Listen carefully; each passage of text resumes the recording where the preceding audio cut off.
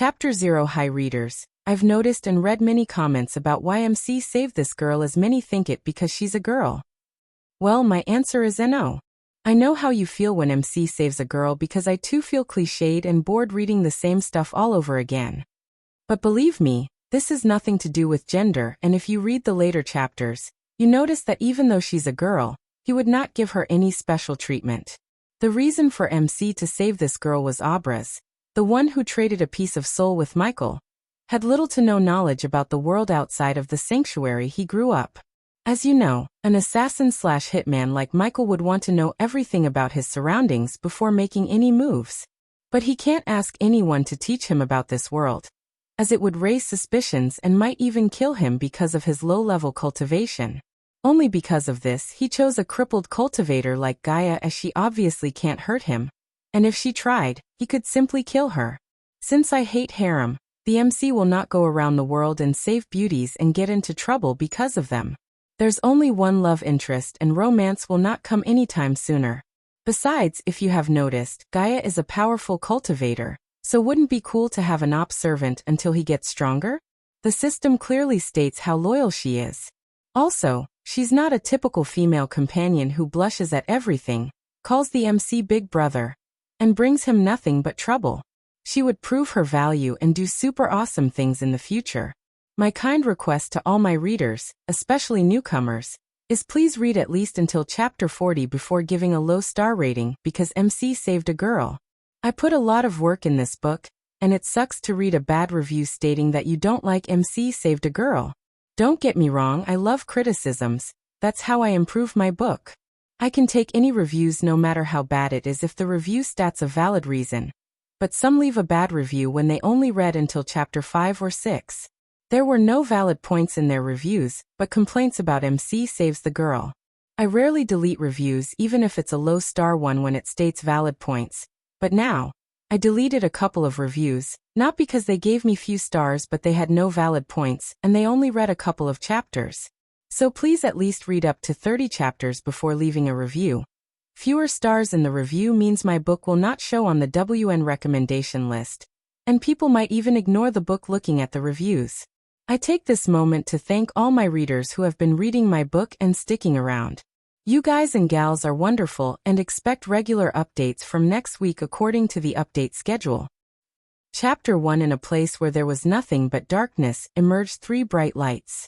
Each light shone 1,000 times brighter than the sun itself. Damn, where's that bloody thing disappeared? One of the lights sounded furious, and its voice reverberated through the surrounding emptiness. Relax, Omega 2, the biggest threat we had is gone. Now we simply need to search through the universe that we created and find that thing, other lights calmly said as the 3 lights started to glow brighter. Did you feel that? We are getting stronger, that means the Omega 1 is dead. The 3rd light sounded like it was laughing. Because of that thing it took us 100 millennia to kill Omega 1, the furious Omega 2 shouted. We must find it before it falls into the wrong's hands. After the battle with the Omega 1, I can't fight another Omega. Even though the thing has the power to create another Omega, I don't think it can do that before we find it. What if it falls into the hands of our creations? We created them and we can certainly kill them and take what's ours. Now let's each take a sector of the universe and search, and don't forget our deal. Meanwhile, somewhere else, the village was littered with gore, blood, and bodies. Red, brown, and black were the new colors of what was once a secret hidden sanctuary, which has now become the stage of a disastrous fight. The air, which would normally be rich in scents of herbs, river, and the sounds of wildlife, now a hellish symphony of screams, explosions, and battle. The men adorned in full battle armor were slaughtering the hooded figures while more armored men surrounded the last hooded figure. Drop your sword, Abraz. Without you, we wouldn't have found this place. The least we can do is give you a swift, painless death, the man who wore full metal armor said as he removed his helmet and revealed his face. The evil grin and the scar on his face made him look even uglier, but Abraz was not in the state to rate his face as he was riddled with wounds and fighting with the overwhelming guilt in his heart. Looking around the dead bodies of everyone who raised him, Abraz wanted to kill himself in the most painful way, considering everything that happened here was his fault. For the outside world, this place had been nothing but a myth until he fell in love with the girl who used him to reach this sanctuary. Even though his mind told him that everything was over and the cosmic stream that they swore to protect had fallen into the hands of the king of Thusia, his heart refused to believe it, and wanted to fight until he drew his last breath. The toll on both nature and sanctuary was enormous. It would likely take generations before this village could recover. It was clear gore, rubble and fire had engulfed the temple he used to pray at, schools he was studying, and the small houses he and his brothers lived in. Generations of elders protected this place and its secrecy, but it only took a girl and his love that destroyed the sanctuary. Whoever has the cosmic stream could tip the balance of the world, and that was why the elders of the first generation created this place and safeguarded the stream for years. But now, there were no more elders, and he was the only protector standing alive. "Come on, kid, drop your sword, don't make this hard." "No," Abras shouted and dashed towards the general with his last bit of strength. So be it. Booth would have had a hard time defeating Abras if he was at his peak, but now, Abras was injured and lost his hope. Still, Booth was surprised by the speed of Abras' movement, as he barely evaded the sword pointed to his throat. Booth was glad that the princess seduced Abras to turn him into a disease carrier and weaken the elders. The alchemists and healers specially created the flu to weaken the elders, and if the elders weren't weakened by the flu, they wouldn't have stood a chance against them, as even a student like Abras was able to threaten them. Realizing that Abras still had some strength, Booth quickly conjured his arch-energy and formed a golden shield around him. "Now we can dance." The rest of the armored guards had already started rummaging through the bodies of Abras' friends to find valuables as Abras wiped off the blood pouring out of his mouth. He could feel that he won't be able to live anymore as his heartbeat started to decrease, and his muscles started to give up. Booth saw his movement slowing down and quickly dashed at him as he landed a heavy blow to Abras' ribs. The blow sent Abras flying and landed on the ground after hitting the burning tree. Abras' vision became clouded and coughed more blood as he heard the mad laughter of the armored men. "General Booth, kill that kid, His Majesty is on his way." Yeah, Booth waved his hand and made his way to Abras while he tried to clear his vision. "Forgive me, Elder Wright, forgive me, elders." Abras could see the smiling faces of Elder Wright, his teacher, and every who raised him since he was an infant. When their faces faded away and the face of Lila appeared in his mind, his anger erupted like a volcano. He used to recall her face and dream about a future with her, but now, he felt an overwhelming betrayal and anger. He thought she was an innocent farm girl from the nearby village when he first met her. As a disciple of the sanctuary, he was not supposed to interact with the outsiders, but when he saw a poor girl was going to be killed by a wild panther, he saved her. The mistake he made was, after saving her, he accepted to meet her in the place where he first saw her, and began to develop feelings for her. He didn't know why he did that. It might have been because he had no friends or interaction with the world outside other than the sanctuary, or her pure innocent look charmed him.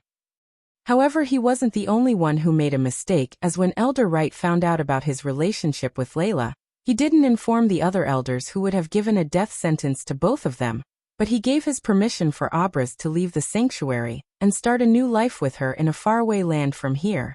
Since Elder Wright was the one who found him in the middle of the forest as a baby and raised him for 20 years, he was like a father to Abras rather than a teacher. This clouded Elder Wright's judgment, and ended up in a disaster for the sanctuary as well as for the world. Even when Elder Wright was in his bed due to the mysterious flu, he ordered Abras to leave the sanctuary and meet Layla as he was supposed to.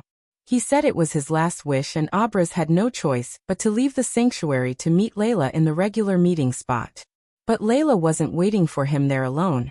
And instead of the farm girl Layla, the one who waited for him was Princess Victoria of Thusia. She waited for him with a battalion of soldiers and mages, and even then, he simply couldn't believe her betrayal until she put a dagger through his chest and left the place. She spoke nothing, and there was no love in her eyes when she did that. And even though the dagger didn't pierce his heart, it was broken into a million pieces.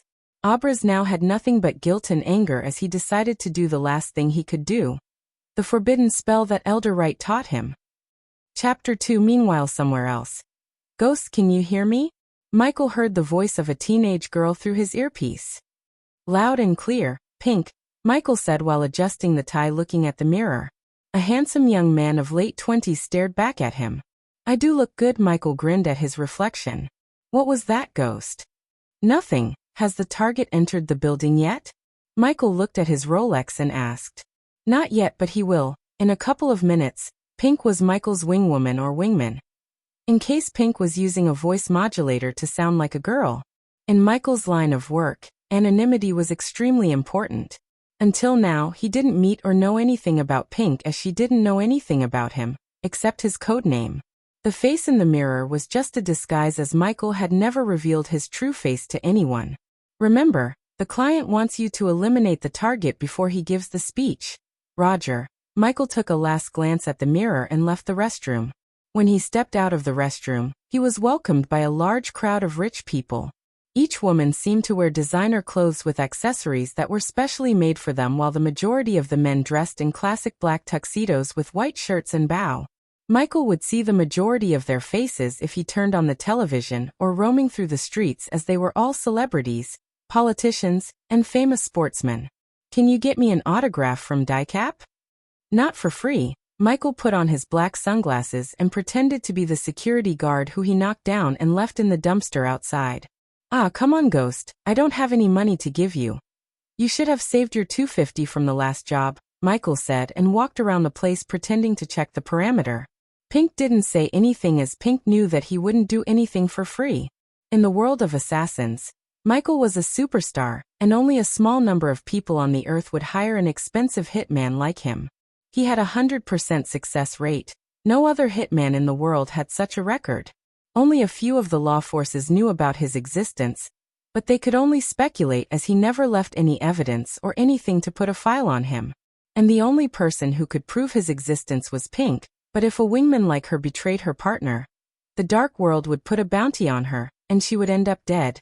So a person with 160 IQ level wouldn't do anything stupid like betraying him. Target has entered the building, Pink said, and he noticed the special forces from various countries entering the hall. And after a while, Michael craned his neck and saw a simple-looking old man entering the hall while armed guards surrounded him in a diamond formation. Many people in the gala looked at his simplicity with admiration. The target was a newly elected Prime Minister of Probra after he freed his people from the clutches of the previous leader of Probra, an evil dictator who had enough nuclear weapons to wipe out the entire human race from the face of the earth. The target had received various prizes and awards, including the Nobel Prize for his peaceful protest against the dictator. He was here to give a speech about ahimsa and world peace, and Michael was here to make sure the entire world see the demise of this man. However, while everyone was looking at him like he's the god of peace, Michael snickered inside because the face that he was showing to the outside world was as fake as Michael's face. Michael had his own moral ethic. No matter the payment, he wouldn't kill an innocent, and Libor Barnes was not an innocent. Everyone thought Libor Barnes as the father of the free nation Probra, but failed to question how he survived under the dictator, while protesting under his nose against him. No matter how peaceful he protested, a dictator like Pavel would have killed him a long time ago, but Libor survived. Except the dark world, no one knew the real Libor. Pavel was the only dictator for the outside world, but the real mastermind behind him was none but Libor. His simplicity was just for show, as he was the richest man in the world, and he made his fortune by squeezing Probra and slave trading. Since no one could prove him guilty, some rich fold from somewhere was paying Michael to take him out. As far as Michael was concerned, he was getting paid to take out dirt like him for a sweet amount of $1 million.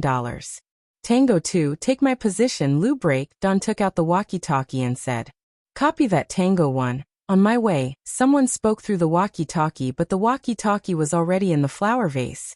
Michael had done more hard assassinations than this one, and compared to some of his hits, this was like a cakewalk to him. The reason for his perfect 100% success rate came from his extremely careful preparation. He would only take 1 or 2 jobs per year, as he would take at least 6 months to prepare and plan his hit. If a typical hitman had a plan A and B, Michael had plans from letter A to Z, and normally he would go for the simple plan rather than the complex one. "I will reach my position in 100 seconds, Michael informed Pink, and opened the staff-only door. Roger that. No signs of people around the area. The guards and securities were busy checking out the hot actresses, and didn't notice him a bit. The staff-only room was just there for the securities to keep the belonging in the lockers and change their clothes after work. Fifth locker. There was a row of gym lockers before him as he looked at the fifth locker from the right and walked towards it. Is it in there? Pink's curious voice rang in his ears. No, Michael didn't open the locker but jumped on the locker and slid the ceiling above him as it opened like a door. Only the engineer who designed this 5-star hotel, and a few workers who knew about this until Michael hacked his computer and stole the original blueprints during the engineer's visit to Tahiti with his family. The engineer had no idea that Michael was the one who manipulated the travel agency data and selected him for the free trip program to Tahiti. Damn, I hope these rats did not eat it. Michael climbed the ceiling and closed the entrance, but frowned when he saw the rats running through the vent before him. Eat what? Tell you later. How's the parade going? Michael whispered and crawled through the vent without making any noise. Now they are crossing the 5th Avenue. 5 minutes till they reach your place. Roger that, going radio silence, catch you in the next job. That much confidence, huh? Alrighty, see you later. Ghost Pink disconnected the line while Michael set a 3-minute timer in his watch. And after crawling through the vent for exactly 1 minute, Michael saw the familiar black bag that he left in the vent 3 months ago. Reaching the black bag, he brushed away the dust and slowly opened the zip to reveal the Kel-Tec RFB sniper rifle with a thermal scope. However, the sniper wasn't made of metal and regular parts, but this rifle was custom made for him using nothing but plastic, so when the security firm scanned the place with metal detectors and everything, they couldn't find it. Since it was made of plastic, the rifle could only fire 1 bullet because the heat produced by firing the bullet would melt and damage the rifle and render it useless. The bullet was made of a special type of plastic that could penetrate through the steel without making a noise. This rifle and bullet alone cost him 200 grand. And besides the cost, he had only 1 shot to take out Libor, and if he missed the shot, there wouldn't be a chance like this again and his reputation would be tainted. For minutes more, Michael turned on the thermal scope and aimed at the center of the hall where Libor would start his speech. Long live the free nation of Pro-Bra. Michael heard Libor's voice through the speakers in the hall, and aimed his cross-air at the head of the red figure in his thermal scope. Diddle diddle, we are so little. The moment he said the word little, he pulled the trigger, and boom, a sound like a watermelon exploded echoed through the hall. However, before even he could let a proud grin after his excellent bullseye, his whole world around him turned white, and he heard a sudden ding sound in his head. Ding, badass system activated. Chapter 3 What the hell? Michael was so confused, and everywhere he turned, he could only see the color white like he was caged in a white box. What's happening? He slapped his face, but he didn't feel any pain. He knew he should have felt something as he tried to slap himself again. But his palm went right through him. It can't be, just relax. Realizing something's very wrong, he took a deep breath and closed his eyes, and opened them again. But even then, nothing was changed. Am I dead? What was that voice I heard? He was trained to remain calm in any situation as panicking would only make things worse in his line of work. Yet, no matter how hard he tried to calm and make sense out of this citation, he simply couldn't. Am I drugged? No, my watch would have indicated if there were any unknown substances in my blood, as he said. He lifted his wrist to look at his watch, but his Rolex was nowhere to be found on his wrist, and in fact he just realized that he was naked. This is serious. He couldn't help but frown looking at his bare naked body, and even though he was naked, he couldn't feel anything or physically touch his body. Closing his eyes again, he tried to concentrate on what just happened and the voice he had heard, just after he pulled the trigger. The system is looking for a body for the host. Please wait. Just as the message rang out, he could see a window pop up before him, as information could be seen scattered across the screen. Host, Michael cultivation level. Arch sensing stage, level 1 experience points. 0/1000 badass points. 0 current skills, none occupation, none status. In spectral form goals, none notable skills, above average in marksmanship and combat. How? What? There was no one alive on Earth that knew his real name, but the screen was clearly showing his name, and he couldn't figure out what this information was floating before him. Am I transmigrated? But why am I still in this form? He never would have thought that he would say these things, but the novels he read on Earth made him. The system, points, the cultivation, it must be that he analyzed the situation calmly as he could, and he could tell that there's no other way to explain what's happening to him. Ding, the system has found a body for the host. As the ring sound appeared in his mind, the white background around him slowly started to fade away, and he found himself in what seemed to be a battle site. Forgive me, Elder Wright, forgive me. Elders. Michael tried to step back as he could when he saw a hooded figure crawling under his feet. Shit, he noticed a man in medieval knight armor walking towards him as he quickly looked for a weapon in instinct.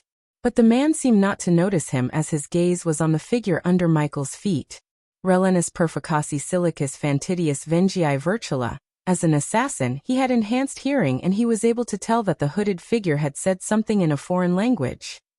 And just when he said these words, everything around him seemed to be paused as the flames, the wind, the man who was walking towards him, and everything was stopped like in the movies. Hey, can you hear me? Since only the hooded figure was moving, he shouted at him. But surprisingly, a small ball of light emerged out of the hooded figure and started to take the form of a human before him. And when Michael saw the youth who was standing before him, he was startled, and the youth also looked shocked. Michael felt like he was looking at himself from 9 years ago.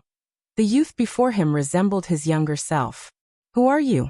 Michael asked the youth before him, but the youth just shook his head. There's no time to explain. I don't know whether you're the devil or not, but please take my remaining soul energy and avenge my people. Promise me. Michael could see an immense amount of sadness in the eyes of this youth when he asked him. The system suggests the host promise Obras. Finding a suitable body like this again would take 20 years. The system sounded like a warning as Obras stared at him for his answer. It must be fate, Michael sighed. What were the chances of him meeting his younger self in a circumstance like this? And not to mention, he seemed to have a system like in the novels. I promise. Michael reached his hand out towards Obras as he didn't want to wait another 20 years in this form, and more than that, he couldn't say no to him. There was no smile or relief in Obras' face, but grief as he took a last glance at the place around him before turning into a ball of light, and flew right into Michael. The transmigration process has started. Please wait. The robotic voice of the system appeared again in his mind, and then he was pulled towards Obras' body. After 2 days, through the heart of the forest, an idle river carried all the debris that fell in from above slowly downstream. Large branches sprouted from the trees and reached into the murky water, as if trying to scoop up the swarming fish. Although the warm water was an olive color from the swirling mud and microsized organisms, one could see the underwater wildlife flourish in the shallow part. Swamp-like vegetation and old, rotting trees crept into the river's edge and created slimy pools of debris from withered leaves and twigs. Among the debris, a body was floating and moving downstream. And suddenly a ray of sunlight shone down and pierced through the closed eyes of Michael, who was floating on the river, and abruptly awoken by it. Opening his eyes, he realized he was floating on the river, and he quickly started to swim towards the shore before the river met a waterfall. Even though he only swam for a couple of minutes, he felt very tired and exhausted as he lay on the wet sand for a moment. But when he relaxed his body, he felt extreme pain in his mind as someone hitting his head with the hammer. He clutched his head in pain while a great number of memories, both foreign and familiar, flooded his mind. Ah!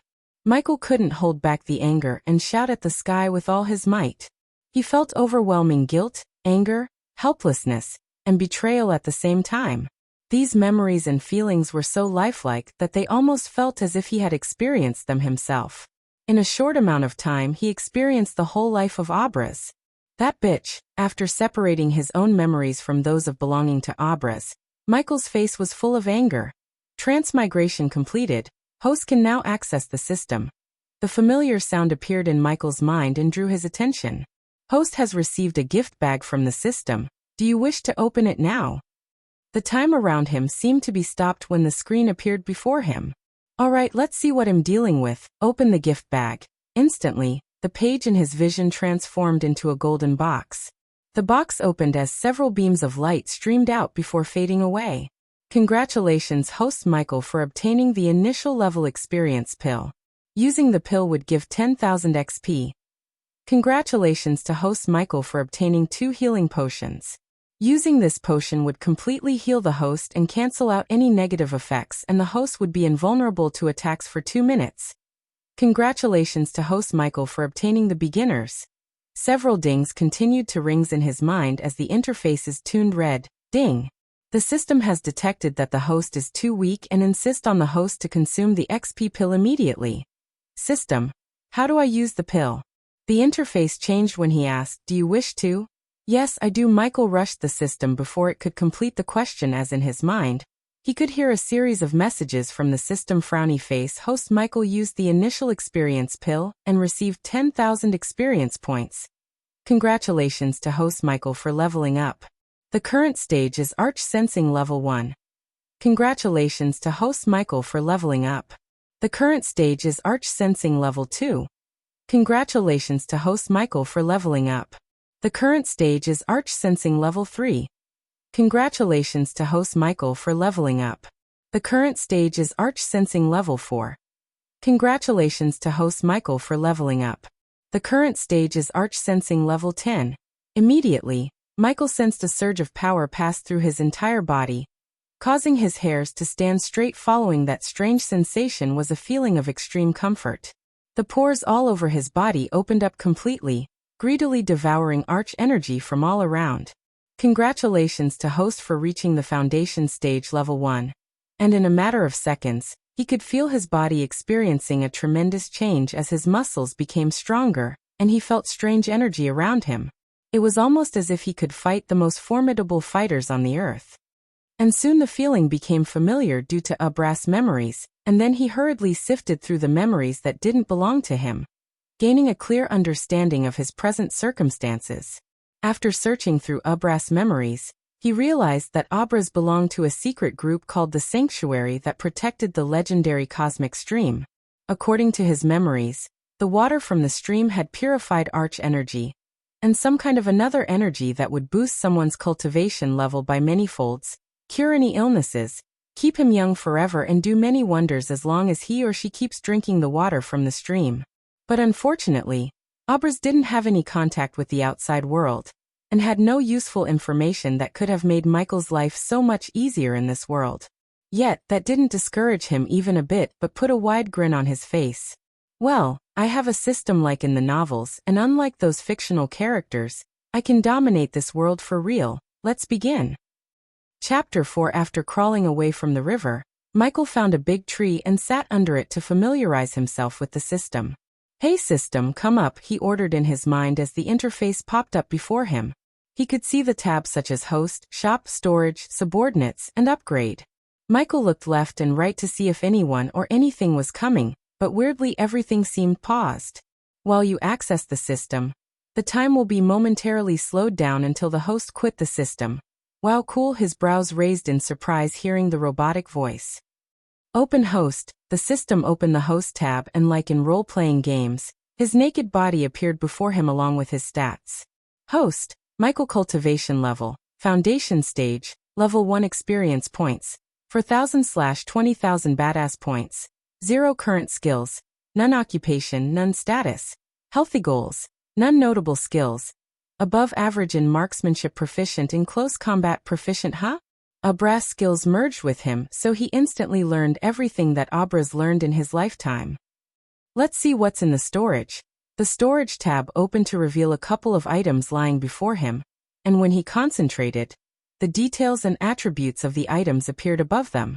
The first item in his storage was a black tactical knife. As the knife appeared in his hand, perfect balance and very sharp, he touched the knife's blade with his thumb and said, Name, SOG Seal Pup, Elite Blade length, 6, 75 inches, total length, 12.00 inches, total weight, 5, 40 ounces, special trait.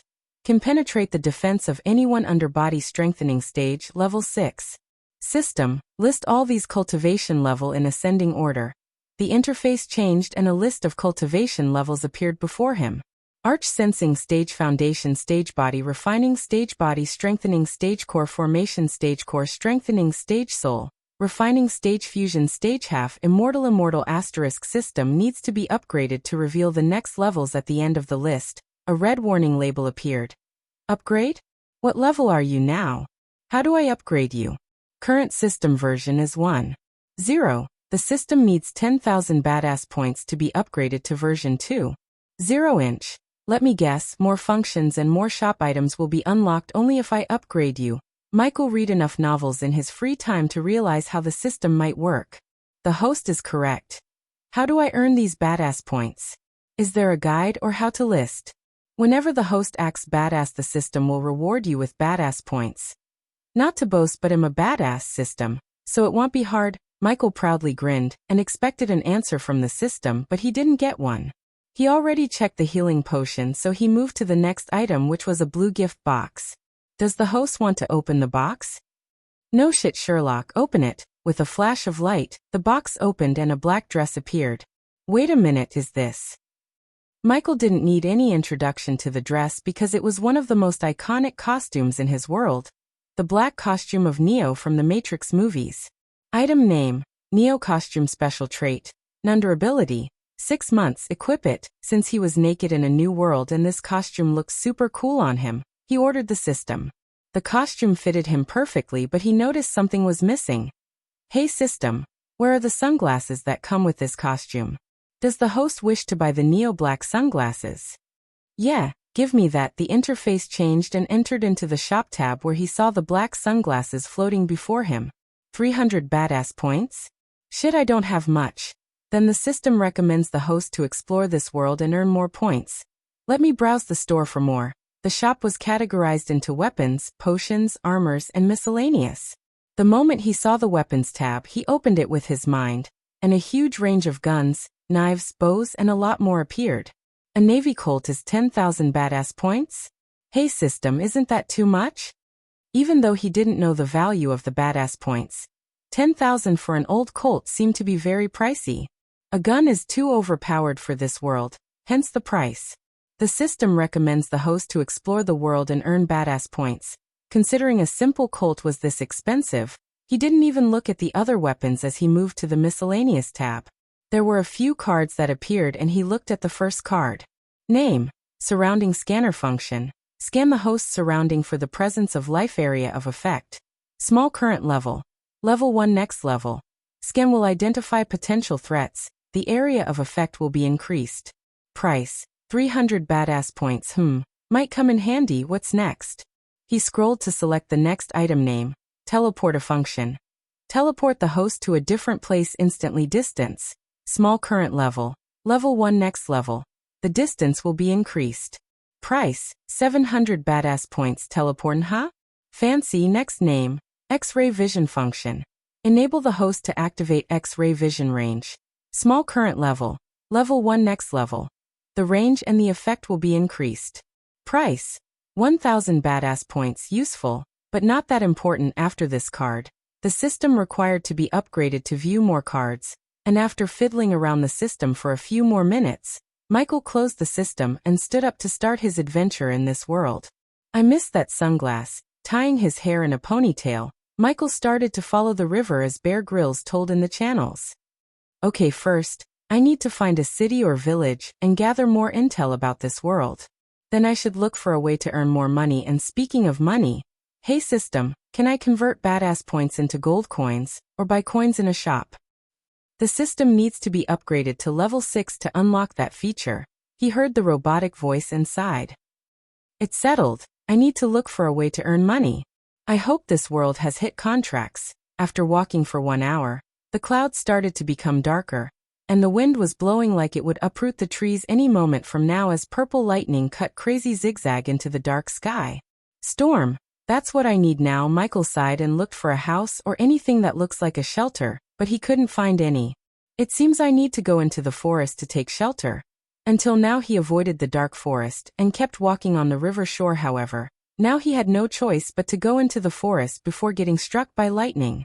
The bare branches spiked into the sky. No sign of life was to be found anywhere. It was so dark he was barely able to see where he was going. There were only small sounds of rustling bushes and the howl of the wind. He didn't know what lay in this dark forest. All he knew was that it wasn't going to be a peaceful time walking into the forest.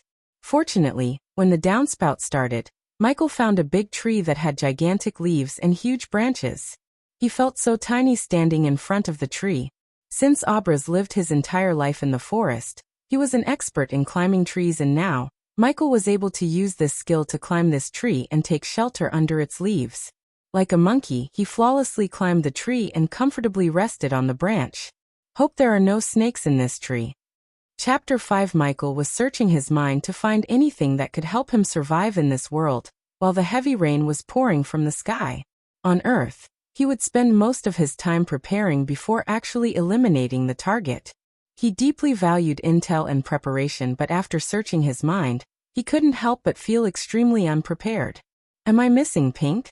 He shook his head. Hey system, what happened to my body back in my world? The host's body was disintegrated during the crossing over. Well, at least my reputation won't take a hit, and those losers won't find me, since his body was destroyed. The cops and the federal agents wouldn't find him, and he would still remain as a myth. A ghost to them who had 100% success rate in assassinations. While proudly grinning about his reputation, he suddenly heard footsteps and hissing sounds. He quickly checked the other branches near him to see if there's a snake nearby, but when he focused, he found that the sound of footsteps was coming from the ground. As he was searching for the source, he saw a group of 5 strange-looking creatures dragging something. If he saw these creatures on Earth, he would have been shocked beyond words and even slightly terrified, but because of Ubra's memory, he recognized these creatures. Snake men, freaky, some of their upper bodies resembled the body of a snake, in particular, a cobra's, and their lower body seemed to be human. And 2 of them had the head and torso of a human, but had the body of a snake as their lower part. Michael knitted his brows when he noticed the thing they were dragging was not an object, but a girl who seemed to be in her late teens. Deitra, let's take a break here. I'm too tired to walk in this damn rain, one of the snake men complained and stopped his group.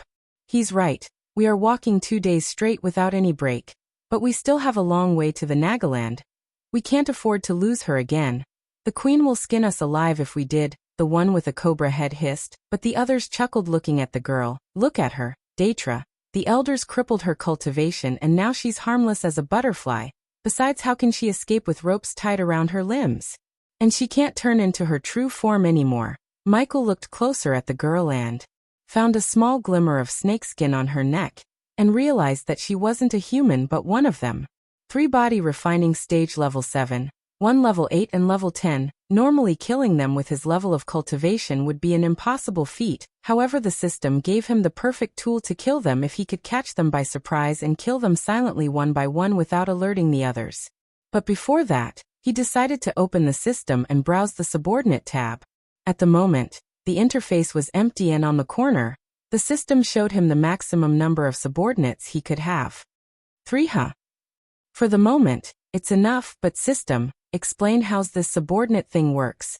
When the host wants to make someone his subordinate, you can activate the system's recruitment feature. The target must be willing to accept to be host subordinate, and if the target is willing, the system will recruit the target as host subordinate. Can a subordinate betray me or know about you, the system? Host doesn't have to worry about that. A subordinate cannot betray or harm the host in any way.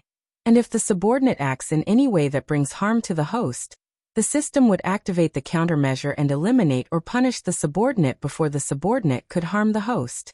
For your last question, except the host, none would know about the system's existence unless the host chose to reveal it, but the system strictly recommend not to do that. Cool, that's what I like to hear.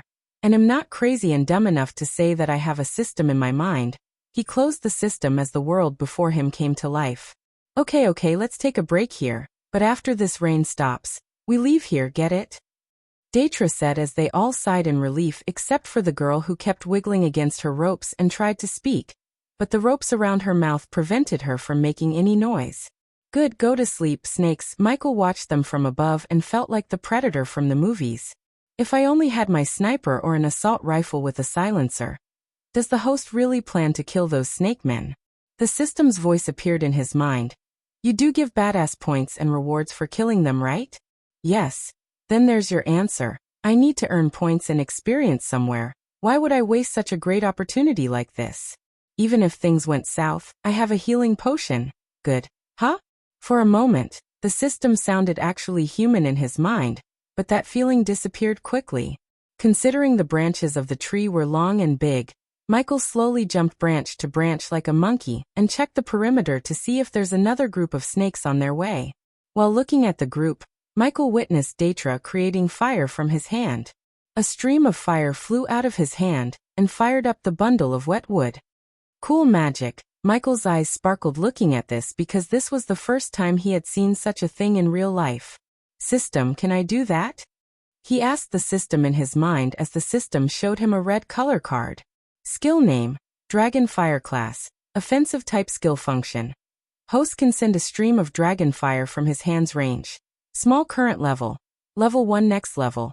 The range and the intensity of the fire will be increased. The host can use both hands at the same time to send the fire stream. Price 600 badass points. I must buy this. A wide grin appeared on his face, and he felt more motivated to kill these snake men and earn more badass points. In his line of work, patience was crucial, so he trained his mind to replay a movie once he wants. And after replaying a couple of movies, the snake started to hiss, which seemed like a yawn, and the forest grew darker and darker as only the campfire and the flashes of lightning provided light. He blended perfectly with the tree like a chameleon because of his black robes and dark environment. Well, take the first watch, Datra said, and looked at the other cobra-headed man. Fine with us. Michael was surprised that they didn't put anything under them like a bedsheet or blanket as they went to sleep on the wet ground. After a few minutes, the snake started to snore without minding the sound of thunderclaps while Datra and the other one kept watching the girl. Michael was waiting for them to look away from each other, so killing one wouldn't alert the other, but after waiting for some time, they didn't seem to budge from their positions. Small distraction would do the trick. He looked at the tree behind Datra, which had a huge stem that would block the other snake's sight if he kills Datra. Planning his next move, he leaped towards another branch and appeared right above Datra's head. He cut a small stick from the tree using his knife that felt like cutting a banana with a hot knife. Thup! Michael threw the stick behind the tree as Datra and the other snake quickly startled by the noise. Go check it. Michael waited for one of them to go behind the tree, and just as he thought, Datra, the leader himself, stood up to check it. Watch her. Oh, go check it. The other snake nodded and kept his glance at the girl while Datra slowly moved towards the ideal place where Michael planned to jump down and stab the knife straight between the eyes. He was glad that at least Abraz learned the weak points of several species from one of the elders in the sanctuary as a part of his training. Diddle diddle, we are so step by step. Datra reached the point where the other snake wouldn't be able to see him. Little, just as he said, he jumped down from the branch and stabbed the knife between Datra's eyes. The sound of the thunderclasp and Michael's perfect athleticism reduced the sound of his landing. Even after stabbing Datra, his body violently shook, but Michael used all of his strength and held his body against the tree until he stopped moving. Ding!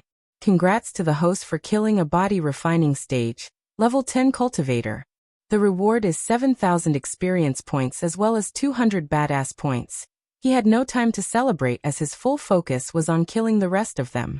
So before the other snake got suspicious, he swiftly moved towards the next target using the bushes and darkness as cover.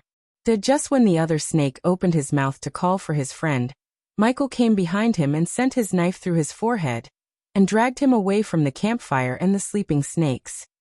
The girl's eyes widened in shock and surprise seeing the turn of events, but she didn't make any noises that could alert and wake the snakes up. Ding! Congrats to the host for killing a body refining stage, level 8 cultivator. The reward is 6,000 experience points as well as 250 badass points. Chapter 6, 3 more, Michael told himself and stealthily moved towards the remaining snakes while the girl was pretty stunned to see him, and the grin he walked past her sent a cold chill running through her spine. He slowly made his way to the 3 snakes and crouched behind the snake who was peacefully sleeping in the middle, without any idea of the threat behind him. Diddle, diddle, we are so little. The moment he said it, he stabbed the snakes one by one lightning fast. Each of his stabs was precise and deep as the ding sounds confirmed the kills. Ding! Congrats to the host for killing a body refining stage, level 7 cultivator. The reward is 5,000 experience points as well as 250 badass points. Ding! Congrats to the host for killing a body refining stage, level 7 cultivator. The reward is 5,000 experience points as well as 250 badass points. Ding! Congrats to the host for killing a body refining stage, level 7 cultivator. The reward is 5,000 experience points as well as 250 badass points.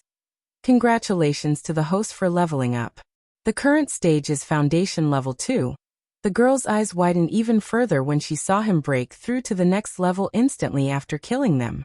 But before talking to her, he opened the system. Hey system, can you heal and make her cultivate again? Yes, but the target must be the host's subordinate and the required badass points is 3,000. Did you think I'm going to heal someone out of the goodness of my heart? Let's see if she can be any help to us. He closed the system and slowly made his way towards the girl, while playing with the knife in his hand. Hi there, he waved and crouched before her. Are you going to scream if I cut your rope? The girl shook her head as he smiled. Good. Cough, cough, cough. She coughed and took a few deep breaths. Who the F*** K are you? Where the F*** K did you come from? Come on, cut these ropes, human. He was a little surprised by the words coming out of her mouth, and she sounded so arrogant and prideful. Ooh, feisty. I order you, lowly human, cut the ropes now. Or what? He asked, tilting his head. Didn't they cripple you? I don't know how powerful you were, but now, you're nothing but a crippled serpent. How dare! She became furious, but before she could finish her sentence, she felt the cold blade against her throat. Come on. Finish what you were going to say. She swallowed and didn't utter a word. What cat got your tongue? What? What do you want, human? Since she was a predator herself, she knew a predator when she saw one, and the human before her radiated an aura of an apex predator. Now we are talking. Michael took back the knife and smiled. Since it's obvious that you're in a mess and I require some help from a native of this land, why don't we help each other? Humph, the girl snickered. If you can kill a core-strengthening cultivator, I will gladly help you. But look at you. You are just at a foundation level. That bitch's mate is stronger than you. I'm not planning to be at foundation level for a long time. And even if I can kill that bitch, he air quoted the word bitch and continued, I won't do it for free, but what I am offering to you is, if you accept to be my subordinate, I can heal your crippled cultivation when I get stronger. She was taken back by surprise for a moment, but in a few seconds, she started to laugh like a maniac. You think I fall for that crap?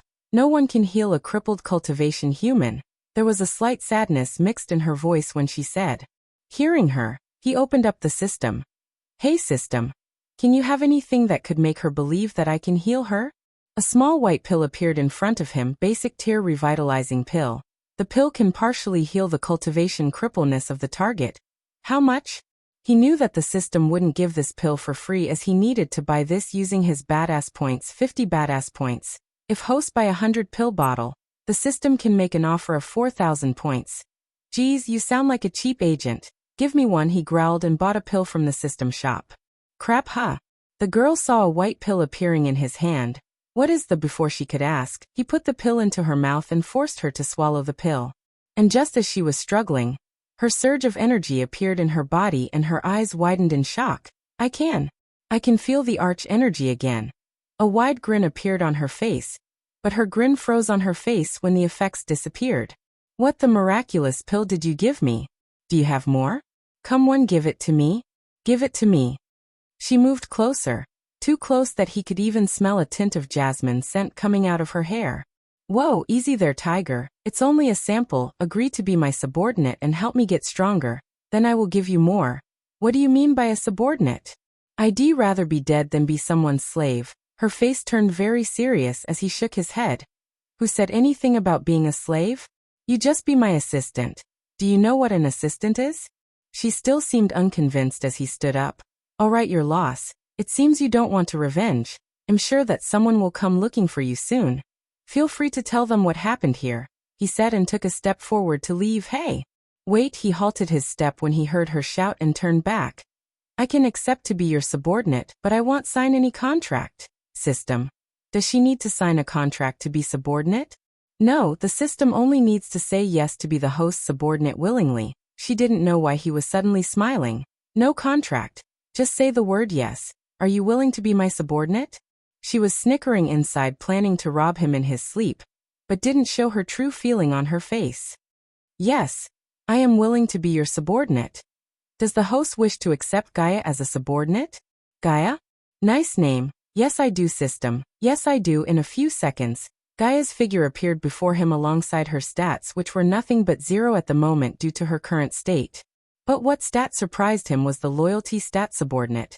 Gaia cultivation level, none race. Demi-human Naga race current skills, none status. Currently crippled loyalty towards the host. 0-inch. Why am I not surprised? And just as he was looking at her stats, a new window popped up. Does the host wish to eliminate or punish the subordinate in case they try to harm the host? For the moment, set it to punish. I think you'll see her getting punished very soon. With a smile, he exited the system and went to cut her ropes. Do you know the way to the nearest village or town? He asked while slashing the ropes. Yeah, if we travel to the north, we'll reach the port town. She pulled herself up after he cut her ropes. Alright, now take anything that fetches us some coins. You want me to loot the corpses? She frowned and looked disgusted. Do you have any coins? No. Then yes. I want you to loot the corpse. Come on, move your ass, girl. She furiously rolled her eyes and deeply exhaled. I'll make this bastard pay for this, just wait. You lowly human, she thought to herself and walked towards the dead snakes to take their poison core, which could be sold in the adventurers' guilds. After collecting their poison cores, the two of them started to walk north. So are you going to tell me your name? Or do I have to call you human every time? Since this was going to be a long journey, she wanted to pass the time by making a conversation with him. You can call me Ghost. Who the F***K would call himself Ghost? The F***K who's called Gaia, ding. Congratulations to the host for successfully being a badass. The reward is 50 badass points. I can earn points by being myself? Cool, he was proudly grinning while Gaia stopped walking and looked alarmed. How? How did you know my name? I didn't say my name. I have my ways, now keep walking. I don't want to spend my night in this forest. Chapter 7. Gaia seemed like she knew the layout of the forest like the back of her hand. After a few hours of following her, Michael stepped out of the forest and finally saw some man-made structures for the first time in this world. Human, I can only accompany you this far? Suddenly Gaia stopped walking when they saw the huge city walls and a few guards in front of the gates. Since the rain was still pouring, there was no one around them. Why? These lowly humans are in a war with Nagas. If they see me, they'll report me to those F***king guards and throw me in jail. She said this but looked like she has some alternative way to this situation. I know you have a plan for this situation. Gaia spit it out. She grinned. You have some brains for a human after all. I can merge with you using a special spell I know. System. What is she talking about? The host can buy the firewall protection from the shop to protect himself from any items to hijack the host's body or mind. At this point, he wasn't surprised to hear the system trying to get himself to spend badass points. How much? 200 badass points, and the system will protect the system for a year. Like a virus guard, huh? Alright, buy and use it. A golden layer appeared around his body on the interface as he felt a warm feeling in his body. Protective shield activated.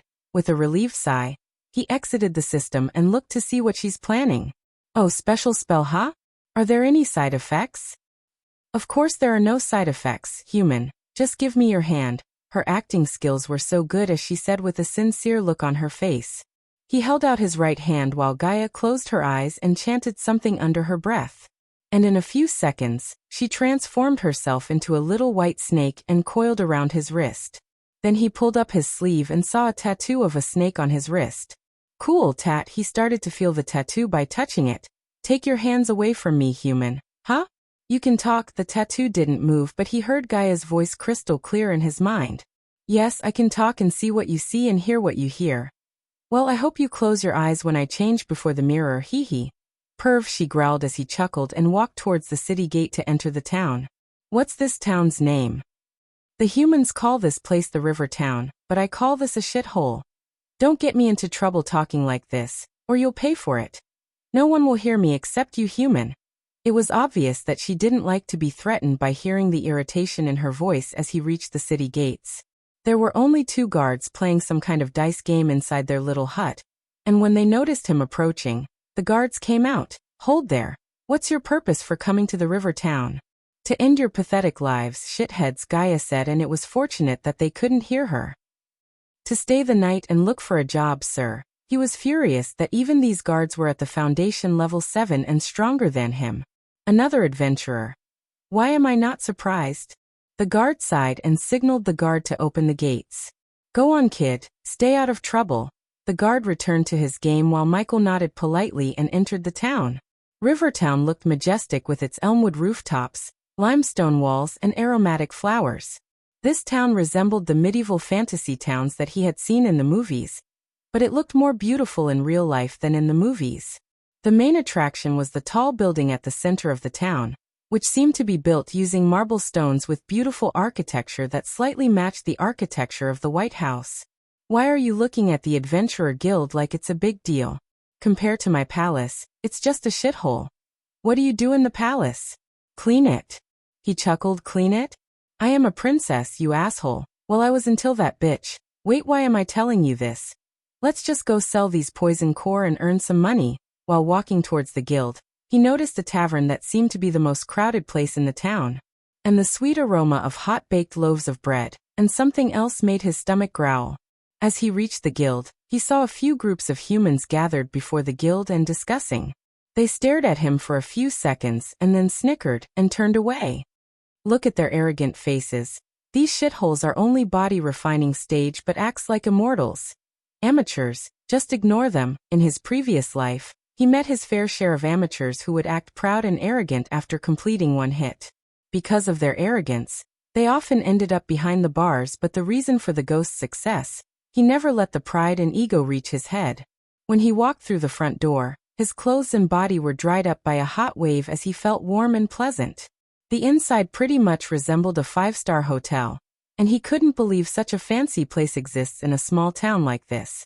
Just like the hotel, the first thing he saw was the receptionist who was busy dealing with the other adventurers. While waiting, he roamed around the hall and looked at the painting of old people hanging on the wall, and checked the marvelous fountain in the middle of it. The ground was spotless, and he could even see his reflection on the marble tiles. Young master. The receptionist waved at him after dealing with the others as he walked towards her, and retrieved the poison cores of the snakes. How may I help you, young master? There was a tint of redness on her cheeks, and Michael had no idea why she's blushing since he didn't even use a single pickup line or flirt with her. I need to sell these, can you help me with this? He retrieved the poison cores from his pocket and placed it on the table. The girl's eyes went wide in surprise because the cores definitely belonged to the body refining stage snake men. But the youth before her was only a foundation-level cultivator. Young master, where did you get these? I killed them and took it from them. But? Is there any problem, miss? He kept his smile, but his stare was serious as the girl quickly shook her head. Of course not, young master. 5 body refining stage cores will fetch you 100 silver coins. If the young master can wait a few moments, I'll go and bring you the coins. Thank you, miss. I'll wait here. When the girl went into the room behind her with the poison cores, he noticed a board with notices pinned to it. What's this? Quest board. As he said, he started to read the notices to find something that was suitable for him. Pardon me, adventurer. I'm in need of your service. Our crops have failed, and to make matters worse, we're constantly harassed, robbed, and sometimes even killed by those pesky brutes. Hero, would you be so kind as to get rid of those horrible miscreants? I'd love to join you, but it'll be up to you. I don't want to get in the way. You are fully capable of handling those miscreants. Try to kill all those who stand in your way. We don't need their filth in our lands. Should you succeed, I will be able to repay you handsomely. It'll be worth your troubles. Now hurry, champion, there's no time to waste. Excuse me, traveler. I need your help. My brother is such an idiot. He keeps pulling pranks on me and I'm sick and tired of it. It's time for payback, and I know the perfect way to do it. My brother is scared of forest spirits. They're not real, but I'm going to make him believe they are. I've made this wooden mask, but I need some more items to make it really scary. Would you mind collecting some for me? I need rainbow fowl feathers, some glimmer weed to make the eyes glow, and a whole lot of seaweed. I wish I could pay you far more than I can, but what I can pay isn't less than what's fair either. Excuse me, adventurer. Please lend me your hand. I've been betrayed by my own foolishness. I knew I shouldn't have hired mercenaries. Instead of fighting the bandits, they joined them. Hero, teach them a lesson in honor, and make sure they remember it. Curse those nasty lowlives. I'm in no state to fight, but I know you'll manage without me. Be careful, hero, don't underestimate those lowlives. Try to take down as many of them as possible. The less of a threat they pose, the better. Reward: 60 silver coin per head. This last one seems interesting. And dangerous too. Don't get cocky, human. You're just only a foundation stage cultivator. Pick something to your level, like fetching ingredients for the mask. The system recommends the host to take this quest. More the legend of the host grows, you'll receive better items from the system. Cool. He had already decided to take on this quest because only by killing more people he could earn more experience points and level up. Chapter 8: Young Master. The girl called out to him when she came back with a pouch of coins. 200 silver coins as promised, young master. Please check it. 200 silver coins, the system's voice rang in his mind. No need, I need your help with something else though. Please tell me, young master. I decided to take this quest. Is there a procedure I have to take care of before taking a quest? The girl nodded and took out a small form from her desk. You need to register with the Adventure Guild, young master. Do you wish to join the guild now? Yes, I do. Wonderful. The girl revealed all of her pearl-white teeth by letting out a wide grin. Please fill this form, young master. The form had pretty standard stuff like name, cultivation level, party name, and party members. Michael didn't plan to form a party as he liked to do things alone. And the only reason he was putting up with Gaia was she had knowledge about this world.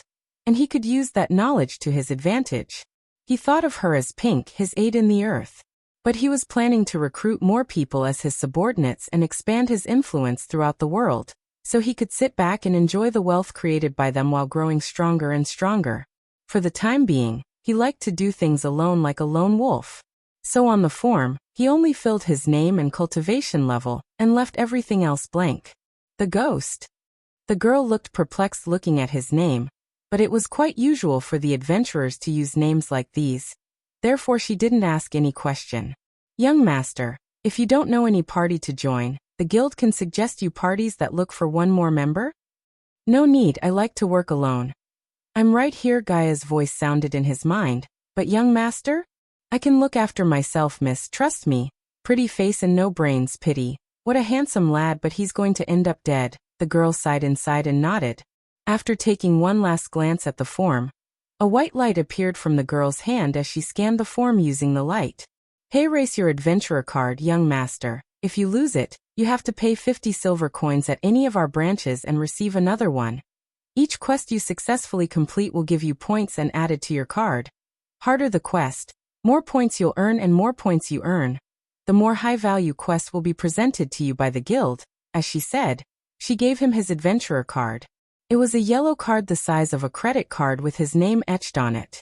Young master, what's the quest that you wish to take? He placed the notice on the table, but when the girl saw the notice, her eyes widened in shock. Young master, this quest, are you sure you want to take this? This has marked by the disciples of the Morning Star sect. Those shitheads again, F***K. Can I take it or not? He had read enough novels to realize that most of the sects are just assholes who like to bully the weak, and he didn't like to be bullied. Young master, you can, but, let me guess, no one would take the quests that have this mark. He pointed at the star mark on the corner of the notice as the girl nodded. I'm taking this. If they have any problem with that, they can find me. Ding. Congratulations to the host for successfully being a badass. The reward is 50 badass points and a teleportation scroll. You shouldn't have done that, human. He didn't mind Gaia as he put the card and the pouch in his pocket, and left the guild, leaving everyone who heard he was taking the Morning Star's quest stunned. He's dead. What an arrogant kid. Look, he's just at foundation stage. Look at his clothes. I bet he came from another kingdom and know nothing about Elin. On his way out, he heard several people muttering about him as he exited the building and made his way towards the tavern he saw earlier. Shit, human. That was a dumb move. If you get killed, they'll get me too, and how can you heal me if you're dead? Relax, I'm not the one who dies, sweetheart, I'm the one who kills. Ding. Congratulations to the host for successfully being a badass. The reward is 50 badass points. You better not die, human. I don't want to get caught by lowly humans and sold to Nagaland. We think about that later. Now I want to eat and get a good sleep listening to the rain and thunder. Lucky Cat Tavern. From the outside, the tavern looks snug, intimate and warm. Large and small stones and marble stones made up most of the building's outer structure. It was impossible to see through the stained glass windows, But despite the sound of thunderclaps and rain hitting the roofs, the warm noises from within could be felt outside. As he entered the tavern through the hard wooden door, he was welcomed by laughing voices and the smile of a waitress. The bartender was working hard, but still managed to welcome him with a smile. It was as charming inside as it was on the outside. Several walls supported the upper floor, and the rows of small candles attached to them. The walls were littered with so many different memorabilia. He was not sure if they tried going for a specific style at one time, or just put up anything they liked. The tavern itself was packed. Adventurers seemed to be the primary clientele here, which would often lead to exciting evenings. Several long tables were occupied by what must be separate groups who have bonded over great food and conversation. The other, smaller tables were also occupied by people who clearly enjoy each other's company, though they seem to be strangers who have met here. Even most of the stools at the bar are occupied, though nobody seemed to mind more company. Making his way through the crowd, he managed to find a seat and waved at the waitress as she came running to him with a wide grin on her face. "Welcome to Lucky Cat's, young master. What can I get you?" He was surprised by the beauty of this girl because if she was in his world, she could have been a dazzling actress. She had the perfect figure and golden blonde hair to complement her rosy cheek and fairness. But she seemed like the person who gets harassed by these adventures and strangers, so he didn't say anything about her beauty and hit on her. "What's on the menu?" "Pan-fried lemon yak, smoked beets, and lemon mammoth tenderized rice and fish, and finally today's special poached creamy mutton." He had never heard of these dishes and couldn't wait to try, especially the special. "Give me a special." "That be 10 silver. What do you want to drink?" "Young master, we have ale and freshly brewed beer. Just hot water. Put some lemon and mint leaves if you have any." The waitress seemed surprised, but she nodded and ran back to the kitchen to bring his order. "Do you want anything?" he asked Gaia, slightly brushing his wrist. "Humph, how could I eat in a place like this? I have standards, human, unlike some. Even with crippled cultivation, you still act bitchy. They should have broken your mouth instead of the meridians." She hissed at him, but that only made him grin. And after a few moments, the waitress brought him his order as he gave her 15 silver coins. "Keep it, and do you have rooms to stay the night?" Her face brightened in delight seeing the tips. "Of course, young master. We have a few rooms available, and if you want, I can put you in our cleanest room." "And how much would that be?" 5 silver coins a night, young master." He took out another 5 coins and handed over to her. "I'll bring you the key and show you the room when you finish your meal, young master." "Great," the waitress smiled again, and went to take other orders while he started to stuff the juicy meat into his mouth. "This is delicious." Eventually, he finished his meal as the waitress showed him his room. The room was nothing like the fancy rooms he used to stay in his world, but they more resembled the rooms of the shady motels. It had a single bed, a small table, a chair, an old mirror, and a candle holder with a half-burned candle. "System, do you have a clean bed sheet and a pillow? I don't want to sleep in that thing." He wondered if this was the cleanest room, how the other rooms would look like. The bedsheet looked ancient, and the various stains on it were enough to make him spend his precious badass points. 5 badass points. Yeah, I'll buy it. When he exited the system, he had a new thick silk bedsheet and a new fluffy cotton pillow in his hand. After throwing away the old bedsheet and putting his new one as well as removing his boots, he jumped onto the bed. Chapter 9 System. Show me the items in the storage. The system's interface appeared as a couple of items were floating before him. "What's this?" He zoomed the first item in the line, which was a delicately made black arm bracer. Name: Mark III Grappling Hook. Durability: Lifetime Class. Rare. He reached out his arm and put his arm into the holographic image of the bracer. System: Equip this. The black bracer adjusted its size to fit his arm while the system sent information about how to use the bracer to his mind, and in a mere moment, he became familiar with the grappling hook. "I can't wait to try this bad boy tomorrow." He pulled his sleeve down and looked around his arm with a grin. After the grappling hook, there were 2 legendary class long-range teleportation scrolls in the storage. But even though they were legendary class items, what excited him most was the XP pill. The system showed him that he received the pill as a reward for recruiting his first subordinate. System: Use it, use it. He rubbed his hand and prepared to level up as the ding sound appeared. Host Michael used the second level experience pill, and received 113,000 experience points. Congratulations to host Michael for leveling up. The current stage is Foundation Stage Level 3. Congratulations to host Michael for leveling up. The current stage is Foundation Stage Level 4. Congratulations to host Michael for leveling up. The current stage is Foundation Stage Level 5. Congratulations to host Michael for leveling up. The current stage is Foundation Stage Level 6. Congratulations to host Michael for leveling up. The current stage is Foundation Stage Level 7. Not bad at all. I reached this level in just a day. If I continue like this, it'll be like the OP anime MCS. The system suggests the host go out and explore the world, then expect the system to give freebies. Damn you, system. I said I'll do that, just let me have my moment. He cursed the system and opened the shop menu to buy some skills. There were 3 skills that he could buy at the moment with his 1100 badass points, and he listed them in front of his eyes. Name. Surrounding scanner function. Scan the host's surrounding for the presence of life. Area of effect. Small current level. Level 1 next level. Scan will identify potential threats. The area of effect will be increased. Price. 300 badass points. Name. Teleporter function. Teleport the host to a different place instantly. Distance. Small current level. Level 1 next level. The distance will be increased. Price. 700 badass points. Name. X-ray vision function. Enable the host to activate X-ray vision range. Small current level. Level 1 next level. The range and the effect will be increased. Price. 1000 badass points. I don't need the X-ray vision, at least not yet, but both the teleporter and the scanner could come in handy. I shouldn't buy both in case I need points to buy other stuff. He kept looking at the teleporter and the scanner without being able to choose one, and after thinking about his quest, he decided to buy the scanner. System, I'll take the scanner. Ding, the host has successfully acquired the level 1 surrounding scanner. He experienced mild pain in his head, and then he could sense the presence of lives around him for a small radius of distance. He was able to pinpoint the exact locations of people in the inn and track their movements with his mind. And although he couldn't explain the feeling, it felt like a seventh sense. Cool, now I don't have to worry about surprise attacks. System, show me my stats. Host, Michael cultivation level. Foundation stage level 7 experience points. 0/25,000 badass points. 800 current skills, none passive abilities. Environment scanning. Occupation, adventurer status. Healthy goals, none subordinates.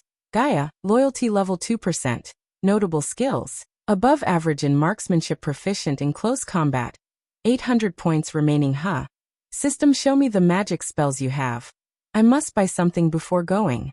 For the next quest, spell name, Felenergo effect.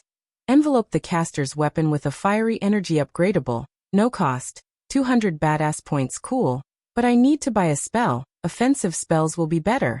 He waved his hand and looked at the next spell. Spell name, Arirus effect. Creates a barrier of frosty energy. Upgradable, no cost, 200 badass points. Not upgradable. Spell name, Incentini's effect. Summons a magical guardian spirit. Upgradable, no cost, 400 badass points. 400 for a non-upgradable spell. Not a chance. Spell name, Silenio's effect. Creates several bolts of frosty energy. Upgradable, yes, cost, 250 badass points. Frosty energy. Rubbing his chin, he moved to the next spell, and the next one immediately put a wide excited grin on his face. Spell name, Ignition effect. Creates several bolts of lightning. Upgradable, yes, cost, 300 badass points. System, why didn't you show me this first? The system knew the host would favor this spell, but the system wanted to make the host take a look at the other spells too before the host make a decision. The last spell, the lightning bolts, would come from my hand, right? I don't want a spell that sends out bolts of lightning from my butt. I can't even imagine that. Yes, from hand. Host, he noticed the system sounds different, like it was annoyed by his question. All right, take my points and give me that spell. Ding, the host has successfully acquired the level 1 Ignitia. Again, like before. A mild pain appeared in the head as the system imprinted the spell's workings in his brain. Learning the spell, he conjured the arch energy and created a few tiny bolts of lightning with his finger as his eyes sparkled in excitement and joy. Sionzolel, he could tell that the more arch energy he uses, the more powerful the bolt would be. Let's take a look at the adventurer card. He retrieved the golden card from his pocket as a holographic image appeared from the card, and showed him which seemed to be the map of this kingdom. On the map, a small area was marked by a red circle and, this might be the location of the quest. I should rest a few hours and go there in the night, as he said. He closed the system and laid on the bed to get a good sleep before going after the bandits and the mercenaries. It's a shame to stain this bedsheet with his blood, but where did he get these? Gaia transformed from a tiny white snake into her human form and menacingly staring at Michael, who was peacefully sleeping. Do you want this princess to be your assistant? I'll assist you by ending your pathetic human life. She slowly took the candle holder and licked the metal to coat it with her poison. Ha! Suddenly she noticed a slight smile on his face and stopped moving. He must be having some happy dreams, how cute. With an evil grin on her face, she sneaked towards him holding the candle holder in her hand. If I can take that miraculous pill, I can ask Seema to recreate the pill, and then I will kill that bitch myself, she said to herself and raised the candle holder to stab him in the heart. But when she tried to stab him, her hands froze in the air as her body refused to move. What the F***? K. And then her whole body was thrown into the wall, and created a big thumping sound when she hit the wall. Hey, we are trying to sleep here. Someone from the next room shouted as Gaia was clenching her gut, and rolled on the ground in excruciating pain. The pain was like her organs were pierced by millions of needles. And the worst part was she couldn't open her mouth to scream. Well, look at this. Gaia heard Michael's voice and slowly looked up to see him grinning like the devil himself. Didn't I say that I'm not the one who dies? He could tell that she was in extreme pain. But he didn't stop the system as he wanted her to experience the pain, so she wouldn't try anything stupid like this again. The moment she left his body and thought about harming him, the system alerted him in his sleep, but paused the system for a moment, and let her think she could kill him. Is this how you repay me? It seems like I have to kill you. Gaia saw the black knife appear in his hand as she tried to crawl away from him. I hope you have a good poison core.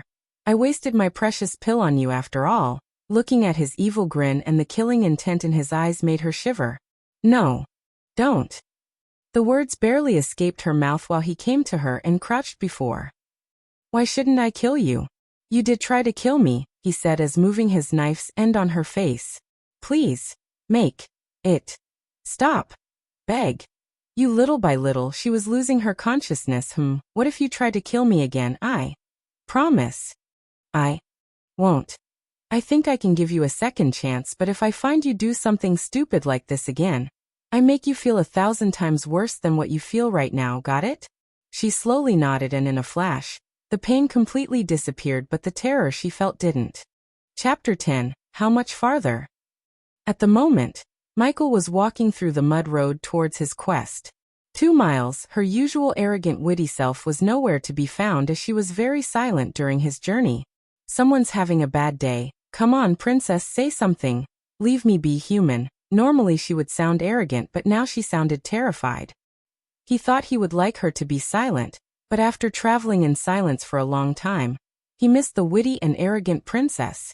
However, he knew what would cheer her up. All right, your loss. I thought I should give you another pill or two. Really? Only if you stop acting like a crybaby. I can do that, human. Now give this princess the pills. Damn. He didn't expect she would change her mind so soon, but it made him smile. Let's finish the job on hand, shall we? After that, I'll give you 2 pills, deal? Deal, let's go and kill some maggots. That's my girl. And no, I'm not. He laughed and rushed towards his goal before the drizzle could extinguish the torch in his arm.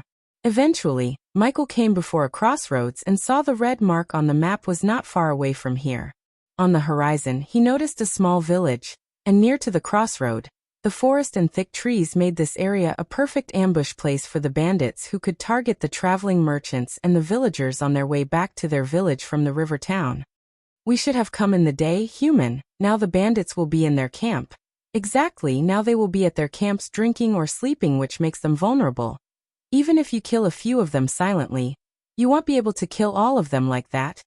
I have a plan, Gaia being said. He ventured into the forest where the bandits most likely set a camp, and after a few minutes walking into the forest, he sensed a group of 15 people 50 meters away from him. I need a vantage point, let's see what this bad boy can do, He aimed his grappling hook at the branch above him and like Batman, he took off from the ground and landed on the branch. Whoa, how did you? What is this thing? Where did you get it? Cool, huh? It's called Mark III grappling hook. Stick with me, I show you more cool stuff. What's Mark III? Who named it? I bet it might be those wretched dwarves. Whatever, give me that later. This princess want to try it. Why? Are you going to kill me with that? He said and moved to another branch using the hook. Damn you, human. I promised I want. Besides, didn't you hurt me enough without thinking I'm a girl? Oh, don't pull that card on me, princess. I'm a strong believer of equality.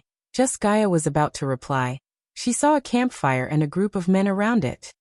This must be their camp, Gaia said as Michael sensed two bandits were roaming away from the main camp alone. Even though there are no level 10 shits like Daetra, each of these bandits are level 7 or 8 and counting their numbers. It won't be easy to kill them as you did with those snakes. If they find you, they can kill both of us with a single spell. They won't have time to cast any spells. It was so much easier for him to move from branch to branch using the hook than jumping. And in a few moments, he reached his first target who was peeing without any worries. Gross, why did you make me see that? I am a free bird, whistle. Free bird. Just as he was singing, Michael landed behind him and stopped his horrible song by slitting his throat. Bing. Congrats to the host for killing a body refining stage, level 6 cultivator. The reward is 4,500 experience points as well as 200 badass points. He didn't leave his body on the ground but took it with him and put it on the branch before moving to his next target. Pathetic, didn't even put a defense spell on himself. Gaia had no idea that even if he did have a spell on him, it wouldn't have made any difference since his knife could ignore the defense of anyone who's under the body strengthening stage, level 6. The next bandit was returning to his camp when Michael appeared before him and slit his throat like he did to the bandit a few minutes ago. Ding. Congrats to the host for killing a body refining stage, level 6 cultivator.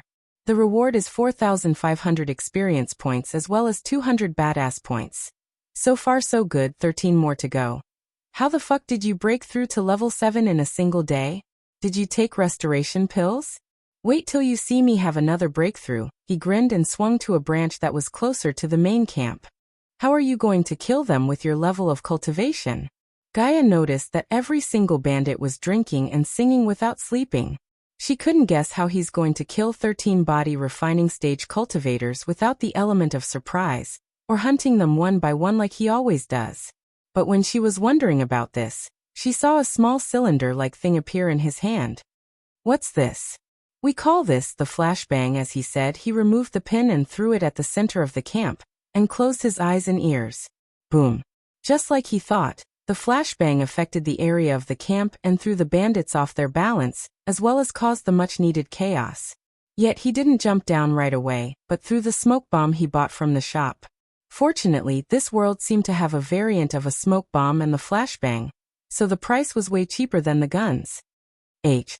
The bandits shouted as Michael plunged his knife into the throat of his third bandit. Because of his sensing skill, he didn't get affected by the smoke as he picked the bandits one by one within human speed. Ding. Congrats to the host for killing a body refining stage, level 6 cultivator. The reward is 4,500 experience points as well as 200 badass points. Ding. Congrats to the host for killing a body refining stage, level 7 cultivator. The reward is 5,000 experience points as well as 200 badass points. Ding. Congrats to the host for killing a body refining stage, level 9 cultivator. The reward is 6,500 experience points as well as 200 badass points. Each time he swung his knife, a ding sound appeared in his mind and he was rewarded by the system. Just when the smoke cleared, the last voice in the camp was stopped by him, and Gaia was dumbfounded looking at the bandits lying on the ground with their throats slit and a stab wound on their chests. In a few moments he was able to do this? He had killed 13 experienced bandits in a few mere moments, and they were all level body refining stage cultivators. How? How was this possible? This human was clearly a mere level 7 of the foundation stage. When she saw his reflection in the puddle of rainwater, a cold chill ran through her spine as he was bathed in water, and resembled the ancient devils that she used to read about in the books. But what made her heart skip a beat was that he leveled up, again. Congratulations to host Michael for leveling up. The current stage is Foundation Stage Level 8. Congratulations to host Michael for leveling up. The current stage is Foundation Stage Level 9. Is he using some ancient evil cultivation technique? Why didn't you assholes have one more bandit? He kicked the dead body of a bandit in frustration because he could have reached level 10 if he had killed one more. He's dead, human. Instead of kicking him, take their badges as the proof of kill. Hearing Gaia's voice in his mind, he sighed and started to rip their badges. It was surprising to him that they all wore eagle-embodied badges on their chests. What kind of bandits wear badges? Be glad they wore badges, human, else you would have had to cut off their ears as the proof. Shit, after collecting the badges, he was able to gather another 600 silver coins from their cache, and left the area without skulking around. I should take a bath. He was reeking the smell of blood and his black robes were now almost turned red. Gaia, is there any waterfall nearby? If you walk towards the east for 3 hours, there's a beautiful waterfall I used to travel with my maids. He giggled while turning and walking towards the east. Did I say something funny, human? No, I just thought you were going to say friends. Why is that? Do you think I don't have friends? I know you don't have friends. Yes, I have many friends. Quickly name 3. He was waiting for her to speak again, but he only heard a hum sound from her. Thought so. Well, this princess doesn't need any friends, she rebuked and said, but he could sense a slight sadness in her voice, which was a big surprise to him considering her arrogant, prideful self. Chapter 11. After following Gaia's instruction for a few hours, the golden rays of sunlight appeared on the horizon. The sun rose like a flower opening, gifting its petals unto the world. Amid the dancing, raindrops were the blush of scarlet, the warmth of tangerine. Gazing toward the illuminated clouds, still beneath the ethereal glow, Michael felt at home in a way he never had before. In the distance, amid the green of the forested hills was a reflective white strip that could only the waterfall Gaia had mentioned. The waterfall had been like a silent white stream cascading over the rocky outcrops. As he had drawn closer, the noise had increased steadily until he was only a few hundred meters away. He could no longer hear anything but the deafening roar of the water. He moved until he was in the plume of water vapor that hung over the plunge pool, and in only minutes, he was as wet as he would have been in any rainstorm. The hair clung to his head and around his face, but no matter how wet they became, it could not dampen his spirit and delight as he stood in awe. It's beautiful. Without wasting any time, he dived into the water and began to enjoy this nature's gift after a long night of walking and killing. While he was swimming happily, he saw Gaia transforming into her human self, swimming towards the bank to get out of the water. And when she completely emerged out of the water, his mouth and eyes widened in surprise. He had only seen her in dark lighting and never saw her so clearly until now. Her tall frame and slender body were like a Victoria's Secret model. Her blue eyes, like the sea, were calm and emotionless. Although her hair was wet, he could see the beauty of her long, wavy raven black hair, so smooth and silky, almost as if it was tailored from some high-end black fabric. Even though he had seen countless models and actresses in his previous life who were devastatingly beautiful, compared with the woman right in front of him, those models and actresses appeared to be less attractive, and were no match for this woman's imposing beauty and grace. And when she shook the water from her hair and put it back, his heart skipped a beat as the facial features of this woman were like that of a beautiful painting. The rays of golden light glowed on the fair and smooth cheeks, and her face had a tinge of a matured and composed femininity. She also had a poised and dignified grace and arrogance to her which only someone of a high position with influence and power would have. Why are you looking at me like that, human? He was glad that his lower body was under the water, as he swallowed a mouthful of saliva. Warning, the host is acting like a beta male. F****KU system, look at that girl. Any man would drool if they saw a girl like her. Stop staring and give me those pills, she shouted and waved her hands as her wet white dress transformed into golden ones. She seemed to be purposefully flaunting her beauty by slowly correcting her dress and tying her hair into a ponytail.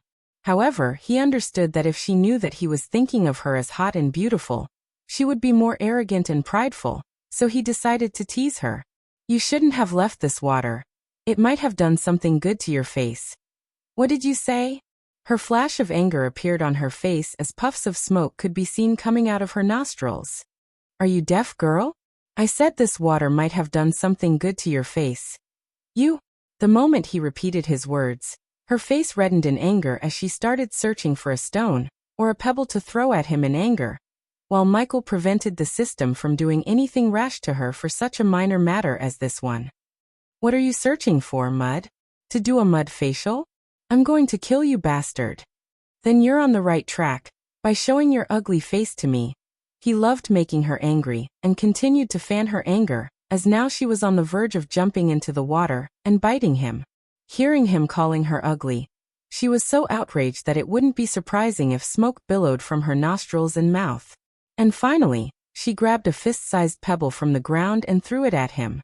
I will stone you to death, you jerk, he laughed, seeing her running around and collecting stones to throw at him like a child. While these two were playing on the surface of the water, a girl who looked graceful and beautiful was seated on the bottom of the water. Her surroundings were evidently sealed off, and she was in a state of cultivation. The air around her naked body was filled with an air of power, and emits a bone-chilling aura. As if detecting a sudden movement, the girl abruptly opened her eyes. Who dares to come into this territory and disturb my cultivation? The girl's brows furrowed as she dashed forward like a torpedo. While on the shore, Michael had bought 2 healing pills and gave it to Gaia as she swallowed the pills with an excited smile like a child eating candy. All right, come to your usual place. He reached out his arm towards Gaia. I'm too lazy to walk anyway. She quickly transformed herself into a small ball of light and merged into his arm as the black tattoo appeared again. And just when he was about to turn and leave, he sensed someone moving towards him at high speed. Imminent danger. The system's warning message rang loud in his mind as he jumped out of its path. Boom. The tree behind exploded into pieces, and the afterblast flung him away. What the F*** K just happened? Gaia shouted as he slowly pulled himself from the ground, and saw a girl staring at him with a sword in her hand. It was a 15 to 16-year-old young girl. She had arched eyebrows and a delicate oval face. Although she couldn't be compared to Gaia, she was indeed beautiful. In this world, according to a brass study, female cultivators were very beautiful because they cultivated purer bodies. However, at the moment, that young girl's eyes didn't make her look very friendly or amicable, as they were filled with flames of anger. Seeing her cultivation level, he realized why the system warned him. She was a body-strengthening stage level 4 cultivator, and looking at the powerful aura she was radiating, he knew that he had no chance of defeating her. At least not at the moment. Who is this bitch? Where did she come from? Oh shit. Gaia's tone indicated she has recognized this person. Get the fuck out of here, human, this is bad. Was that a mistake? He glanced at the destroyed tree beside him and asked the girl. Her expression hadn't changed though, and she still looked furious. Who didn't know this was her sacred cultivation place after all? Everyone in this kingdom knew that Rivertown Green Valley Waterfall was hers, but this pervert had willingly come intending to peek at her training and cultivating. And even though she was powerful and he had no chance of beating her now, he didn't fear her. How could he? Back on the earth, the whole underworld shivered hearing his name. They even created a saying, if Ghost knows your name, it's already too late. Yes, it was a mistake. It was a mistake not to kill you in the first shot. I don't know who you are, but I think you got the wrong person. That bitch won't listen to you, human. Get out of here, Gaia urged him as he looked at the girl. Next time, know your target before attacking. He can't afford to lose face as he had a system called a badass system, for God's sake. Chapter 12. And where do you think you're going? He heard the girl's voice coming from behind as he was leaving. The girl said that with a cold and detached voice. Michael turned around and saw her sword vibrating in her hands. Where do you think? Said Michael, looking at her angrily. He didn't know her or has any idea why she's acting like a bitch. It seemed like a misunderstanding and nothing more. Also, he even started to leave the place after she tried to attack him. She didn't reply as she adopted a battle-ready position. She raised her sword and fired the sword, which made a whistling sound. The golden sword broke the air and thrust towards Michael. System, give me a defense spell. Michael quickly fired up the system and ordered it to purchase it for him rather than him meddling through the shop because the sword was just an inch away from him. The system would only momentarily slow down the time, and it couldn't stop the time entirely, so if he took too much time browsing through the system, The sword could penetrate his head and kill him because while he was using the system, he wouldn't be able to move. Does the host wish to buy upgradable or non-upgradable spell? Are you trying to kill me? Just buy an upgradable one, and he shouted at the system. Ding! The host has successfully acquired responsive energy shield for 1000 badass points. His heart bled looking at the number of points he had to use because of this girl's temper tantrum, and became extremely furious. Considering the power gap between the host and the enemy is too big, the system recommends the host to buy the lightning dash skill for 1000 badass points. I don't know what is going to kill me first, her or the outrageous price of yours. Does the host wish to buy the lightning dash? Yes, buy it quickly. Ding, the host has successfully acquired lightning dash for 1000 badass points. He felt the mild pain in his brain as the system etched the working into his mind. At the moment, the sword was less than an inch away from his forehead, but suddenly the responsive shield activated and formed a mild blue color energy sphere around him. He closed the systems, and just when he did that, the sword and his energy shield collided. The backlash pushed him back a few meters away before he steadied himself. Bitch, bitch, bitch. Gaia was shouting in his mind in anger, looking at the girl. Do you want to kill me? His voice was filled with rage because if it had been his previous life, he would have been dead already. Yes, so what? The girl said as the sword flew right back into her hand. She didn't know what spell he used to escape her previous track, but it sure did annoy and fume her anger more. And this time when she closed her eyes, an illusory golden sword suddenly appeared above her. This huge holographic sword made a sensation of cold spread throughout his body. The holographic sword was like a guided missile, which meant it could detect if someone was alive and automatically aim at breathing people. Shit, she's using a morning star spell, Gaia cursed because she knew that it was one of the spells that commonly used by the inner and core disciples of the morning star sect. Zium. The sword emitted a noise while it moved towards him, getting closer and closer. The energy shield appeared again, on which the golden arrow crashed. What looked like an explosion, however this time, the shield could only slow down the arrow, but it was unable to stop it. The noise that came out of the explosion was scary and made Michael's heart skip a beat, because it sounded like a nuclear bomb went off near him. The arrow was coming straight towards Michael's forehead. Do something, human Selena Marshall.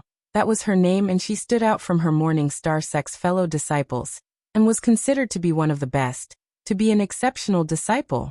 She had reached the body strengthening stage at the age of 15, and reached level 4 3 years after that. With her exceptional talent, cultivation level, and powerful spell, Michael's shield was obviously not enough to stop her arrow. He was flung into the tree due to the clash between his shield and the sword. As Selenia could control the arrow using her arch energy made the sword look alive.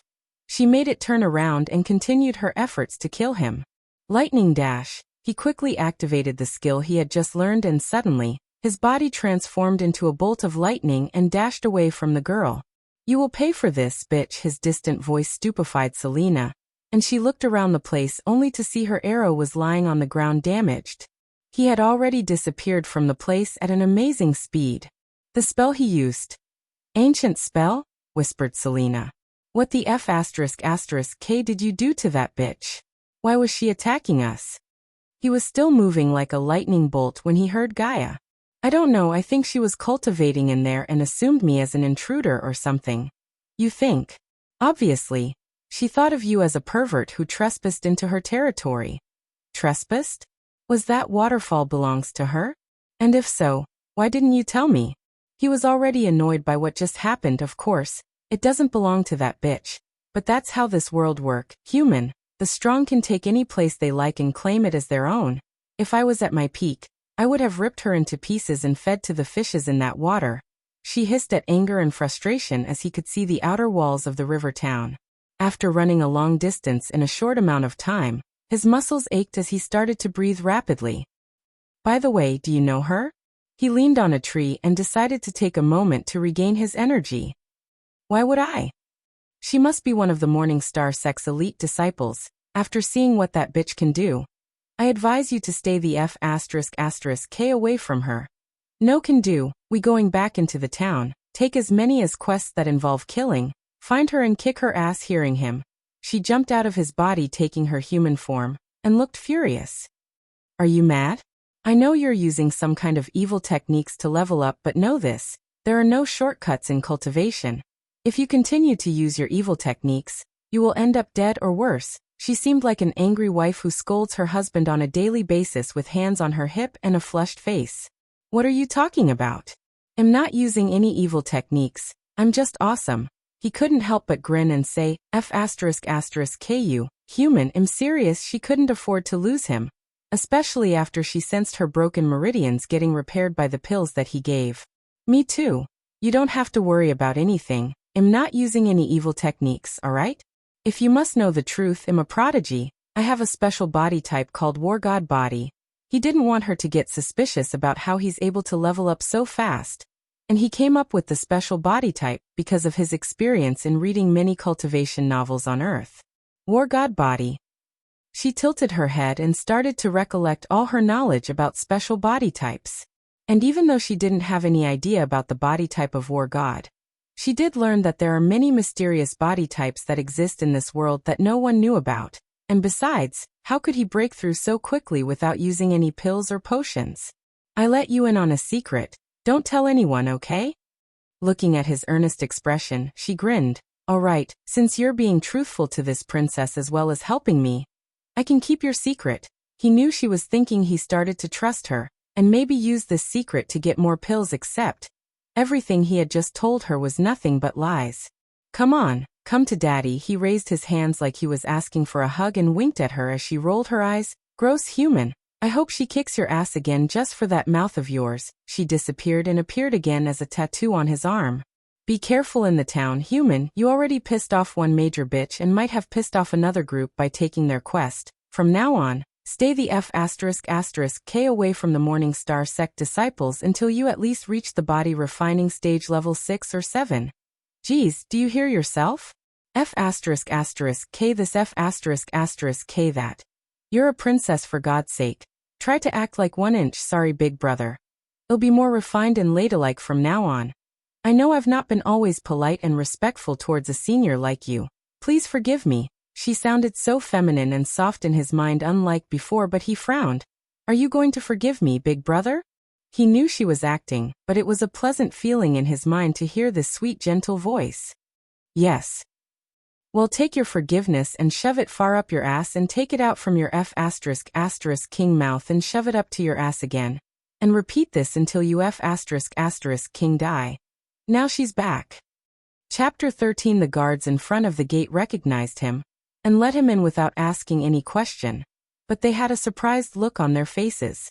Looking at their faces, he walked towards them with a smile and retrieved 10 silver coins from his pocket. You guys are working hard. Here, take this and have a good day. He grabbed the guard's hand and placed the coins in his hand as the guard was dumbstruck. Don't spend it in one place, thank you. Young master, the guard stuttered and his eyes sparkled with respect and joy. See you guys later. Michael waved at the guards as the other guard quickly opened the gate for him. Why did you give our coins to those idiots? Gaia sounded irritated as he couldn't help but chuckle. Since when did it become our coins? He emphasized the word "our" as she answered. Don't be an ungrateful bastard, human. We're in this together, aren't we? You change your colors faster than a freaking chameleon, girl. Unlike yesterday, many shops including smithies and bakeries were open, and more people were walking on the streets. I did that because it's always better to have contacts in various places. Having valuable contacts is as much as important as having money. You bribed them. I like it. Gaia approved with a small giggle, since she too bribed many people in Nagaland to get what she wanted. But the royal family of Nagaland opposed her methods, calling it immoral. Consider it as a small gift. Tell that to the dumb F***curs in the Nagaland. While talking with Gaia, he reached the guild building as the groups of adventurers kept staring at him. What are you looking at? You maggot. You said it yourself, they can't hear you, just ignore them. Please save my mum, I'll pay you, please adventurers. And just when he opened the front door, he saw a little girl crying in the middle of the hall. The little girl's face was pale as her clothes were torn and dirty. Leave this place, peasant, you can't afford our services. What if they destroyed your village? You ants should have paid them. A youth wearing fancy armor was shouting at the girl while the other adventurers looked at the scene like they were watching a cinema with popcorn. Please, I can pay you. The little girl showed the youth a small silver pendant as everyone who saw the pendant started to laugh at her. But soon the youth's face turned serious. I don't want to get my hands dirty by throwing you out. So go. The little girl was shivering in fear, feeling the powerful aura he was radiating, but she shook her head. No, you have to help me. Mum said you all are heroes who help us.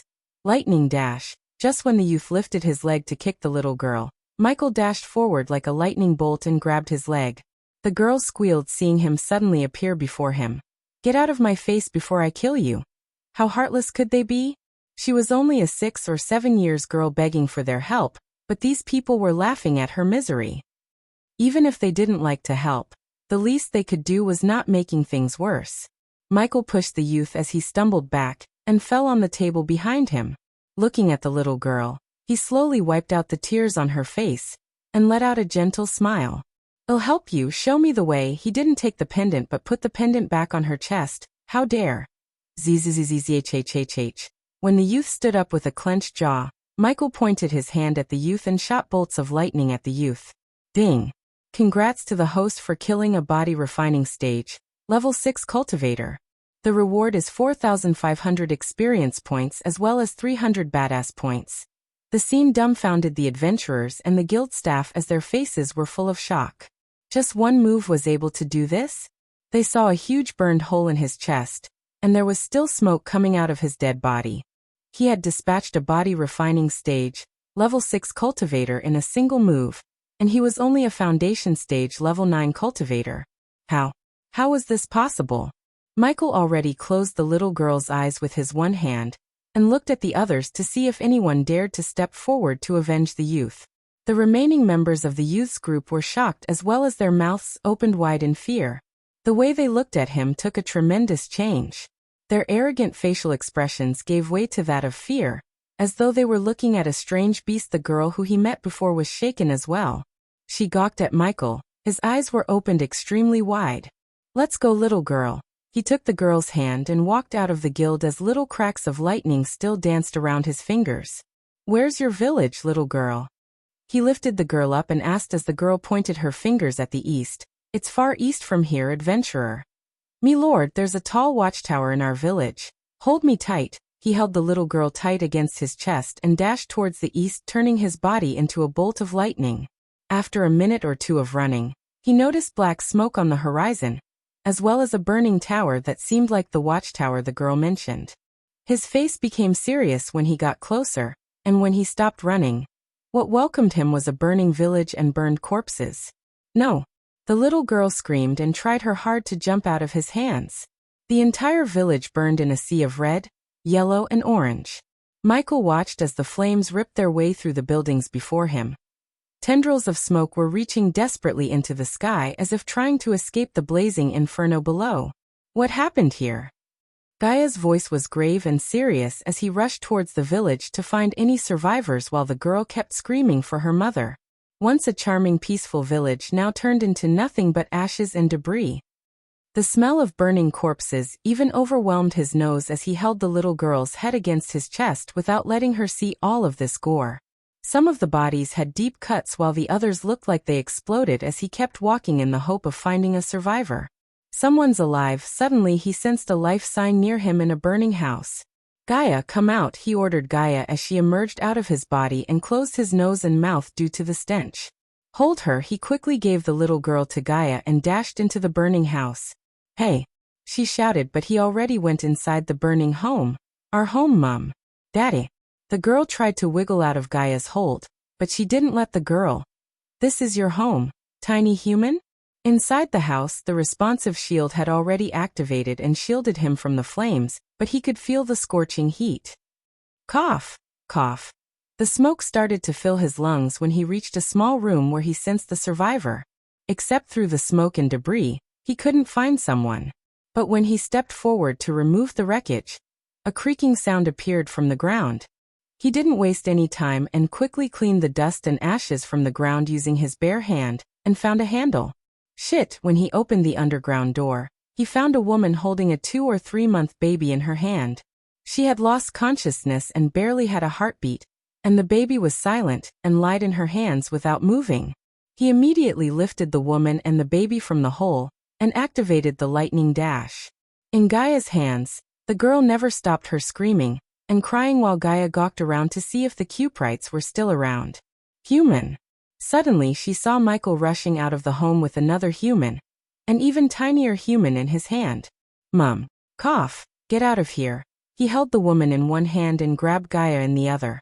Lightning dash. Chapter 14. Mum, wake up. Rumi, wake up. Ahuho, the girl was shaking their bodies and crying. System, give me the healing potion. He quickly ordered the system after doing CPR on both the woman and the baby, but he couldn't restart their stopped hearts. Just after he ordered the system, a small vial of blue liquid appeared in his hand. Move, he pushed the little girl and opened the baby's tiny mouth. Human, what are you doing? As far as Gaia was concerned, their hearts stopped beating, and they were long dead. But at first he was pumping their chests and now he was pouring some liquid into the baby's mouth. She couldn't guess why he was doing this.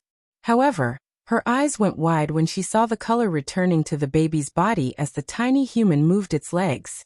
He was in no mood to rejoice. He needed to save this little girl's mother, or they would turn into orphans like him. Without thinking about the preciousness of the healing potion, he poured every last drop of it into the woman's mouth and waited for her to wake up. Cough. After a few seconds, the woman suddenly opened her eyes and coughed a lot of blood. Mom. Cindy. The girl jumped right into her mother's arms as the woman showered the little girl with kisses. Yuwa. The baby also began to cry and announced its presence to the mother. Romy. Gaia and Michael stood silent on the sidelines waiting for the three of them to finish crying. Ding. Congratulations to the host for saving the people in need. The reward is 300 badass points and the Windblast skill. The system's voice appeared in his mind, but before he could check out the Windblast skill, the woman shouted. The children. Suddenly the woman's eyes widened as she cried out loud. Young Master Rian, the children. She was pointing in the opposite direction of the village, to be exact the Riversider. What? There are survivors? Yes, young master, please save them. Hey system, do I get rewards for saving people too? It depends on the people or person who need help, host. What do you mean by that? It means the system won't reward you if you get manipulated to help or the person who asks help was using the host. In such situation, if the host does help that person, the system will not reward the host but take away some points as a penalty. Roger that, system. He was not planning to help everyone in this world like some kind of Samaritan, but when he saw that little girl crying for help, he couldn't stand there and do nothing. It was a basic act of humanity, and although he was not entirely a good person, he was not that cruel not to do anything when a little girl like her asking to save her mother. The cabin, please, young master. The woman stuttered and kept pointing in the same direction as before. Stay with them, he said and dashed towards the river, leaving Gaia with the mother and daughters. Does he think I'm his servant? She was a princess and she was supposed to order this human around, yet she had to put up with him so she could get the pills from him to repair her meridians. After reaching the river and running on the shore for a few minutes, he finally picked up a trail, and looking at the amount of blood, he hoped it didn't belong to the kids. The blood trail led him into the woods, and at last, after following the trail for some time, he saw a wooden cabin surrounded in the distance. As he got closer, he sighed in relief, sensing the life signs inside the cabin. Knock, knock. He knocked on the door because after hearing the murmuring voices of little children. The demons, they came for us. Shhhhh. What do we do? Ho-ho, the children were sobbing and held each other tightly in fear. Kids, don't be afraid. I'm here to save you. Open the door. Hey Rian, are you inside? He couldn't open the door and realized that the door was manned from the inside. Brother Rian, wake up. Wake up. Michael knew he must have died inside. He felt he could easily destroy the wooden door using his new skill, Wind Blast, but there was a chance that the debris could hurt the kids inside. Thinking of an alternative way to enter the cabin, he looked up and fired his grappling hook to the branch near the cabin roof. Thud, the children inside shivered hearing the thud sound on the roof, and some grown-up kids picked up some stones and sticks lying on the ground to protect their brothers and sisters. Hey kids, I'm coming in, he announced his presence as he entered the cabin by breaking through the roof. The moment he landed on the cabin, he was welcomed by stones to the face, but the shield protected him from these brave kids. If it was on the normal days, he would have laughed off at the kids or pinched their cheeks as punishment. But now he couldn't help but feel sadder for them because from now on, the world would call them orphans. He knew that pain of being called an orphan. He would have had a different life if he had parents like many kids. Even the body transmigrated into was just like him. Looking at the little kids, he noticed many kids wetting themselves in fear. Don't be afraid. Cindy's mother sent me. Hearing the name Cindy, a relieved expression appeared on their little faces. She's alive. One of the boys who was holding a long stick as a weapon asked him. Yes, Rumi the baby too, now go and wait outside. I'll bring you to them. The kids still looked unconvinced. If I wanted to hurt you, I would have done by now. The kids looked at each other and finally under the leadership of the boy, the kids walked out of the cabin. Is he going to be all right? Michael heard the voice of a little girl from behind when he walked towards Rian, who was lying on the floor holding his wound on his gut. Rian was surely a teenager who barely had any chest hair on him. Michael crouched before him and closed his eyes. You did good, kid. Even though Michael was in the body of a teenager like him, he reached the age of 29 on the earth, so he called him a kid. Rian's face was covered in blood, and behind that blood, he knew that Rian must have been a handsome youth who had a sling life to live, but he lost his life by saving these kids. Sunrise sect on his torn robes. He noticed a badge on his chest and wiping off the blood from it, he read, Rest in peace, kid. They will suffer for this and this will be my payment. He clutched the badge and said as he lifted Rian's body to bury him properly. His body was not in the condition for him to take it to his sect and bury there. He's dead, isn't he? When Michael stepped out of the cabin with Rian's body in his arms, the boy silently asked him. Yes, now follow me. The children silently followed him. They didn't speak or utter any words. Brother. No. Young master. The boy left the group and came to him while he was leading the group to the village. I'm not a young master, kid. You can call me brother. Simply the word young master felt awkward when it came out of this boy's mouth, so Michael told him to call him brother. Oh, the boy nodded. Brother, what about the other kids in the village? Did you save them too? The moment he heard the boy, his heart skipped a beat as he halted his steps. Before he left the village, he spent 50 badass points to scan the entire village for life signs, but the system did not find any except for Cindy, her mother, and the baby. If these 20 kids weren't the only kids in the village, that meant only one thing. They were killed by the ones who massacred the village or lost their lives to the fire. Thinking about those murderers, his killing intent skyrocketed, and his nails started to dig into his palms in anger. Wait till I get my hands on those bastards. He gritted his teeth and continued to walk. System, give me a paralyzing poison. Chapter 15. He was leading the kids to the village when he saw Gaia, Cindy, her mother, and the baby in midway. Roy. Cindy. The girl shouted at the boy as the children quickly ran towards Cindy and her mother crying and sobbing. Young Master Rian. Cindy's mother came to him, and she couldn't hold back her tears looking at the lifeless body of Rian. It was a good thing you came here. The kids shouldn't see the village. They have already been through enough. Thank you, young master. No, Michaela shook his head and stepped back when she crouched to grab his legs to thank him. Just take care of them. I will be back soon. Gaia too followed him right behind to the village, leaving everyone behind. It was the Blood and Bones sect. Human. Why? The reason was a surprisingly simple one. Human. According to the woman, the Blood and Bones sect was taking their coins in the name of protection fee. Protection from what? From nothing. They were just using the reason to milk these villagers, and recently they raised the protection fee. She air quoted the words protection fee and continued. The woman said they were barely able to pay the previous fee, but when they raised it, they simply couldn't scrape together enough coins, so they asked for more time. They didn't give time, did they? Gaia shook her head hearing him. Yes, instead of giving them time, those F*****curs decided to use the villagers as human dummies and let their students practice spells on them. Because she was walking behind him, she was unable to see the killing intent in his eyes as she went on. If it wasn't for the human in your arms who killed some of their students and led the remaining children away from the village, those tiny humans would be dead too. What are you planning to do, human? First, I should bury those people. They deserve proper burials and I will give it to them at the moment. Gaia felt thirsty and tired just by looking at him digging hole after hole and burying each and every villager after wrapping them in white clothing. Why are you doing this, human? You don't know these people. You already used a valuable healing potion by saving that tiny human and its mother. It's not much, Gaia. This is just a basic humanity. Where I come from, there are at least people there to give the dead a proper burial. I don't think that's true here. Tell me I'm wrong. I don't know where you came from, human. But here, this how things are. In this place, there's only one rule. The rule of the jungle. If you are not a predator, you're a prey. Michael took a deep breath and stabbed the shovel into the ground as Gaia noticed the look of unwavering determination on his face. Then I will be the strongest, most powerful predator this world has ever seen and hunt every dirtbag in this world. Ding, congratulations to the host for setting a goal. The host will receive a reward of 450 badass points and a healing potion. Little by little, he started to apprehend the reason when he was sent to this world with the system. Until now, he had never thought that this world would be this much messed up where the strong could hunt down and massacre people like they were nothing. In his previous life, every person he killed was a crook or criminal in some way that they were better dead than alive to the world. Not once in his life he took an innocent life.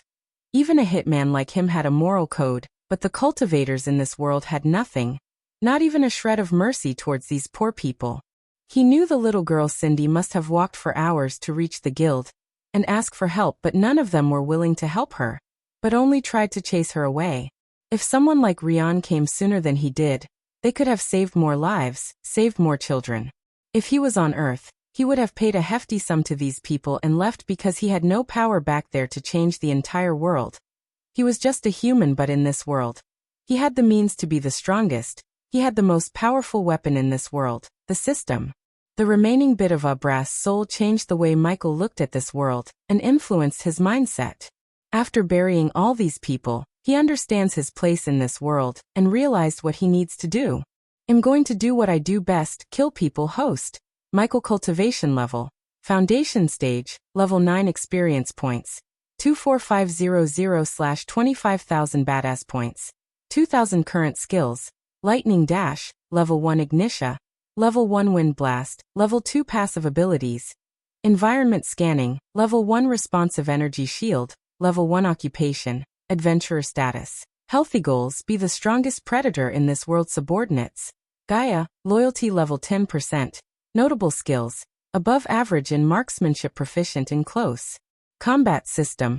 How many points to upgrade the energy shield? Level 2 of the responsive energy shield will be able to completely block all the body refining stage and body strengthening level 2 attacks. 1,500 points required to upgrade to level 2. Do it. He didn't need another offensive type of skill, or to upgrade the ignition, as he had the knife to kill anyone under the body strengthening stage level 6. In an all-out fight, the shield would be a lifesaver, so he didn't hesitate to spend the points and upgrade it. Gaia, did you ask the woman the location of the sect? Don't be rash, human. Although this sect was newly founded one, the woman said the sect leader is a body-strengthening level 2 cultivator. She thought he would be afraid or at least slightly shaken, but unexpectedly, he was grinning. It seems the universe itself want me to kill them. When he decided to upgrade his shield, he had never guessed it would make him invincible before them.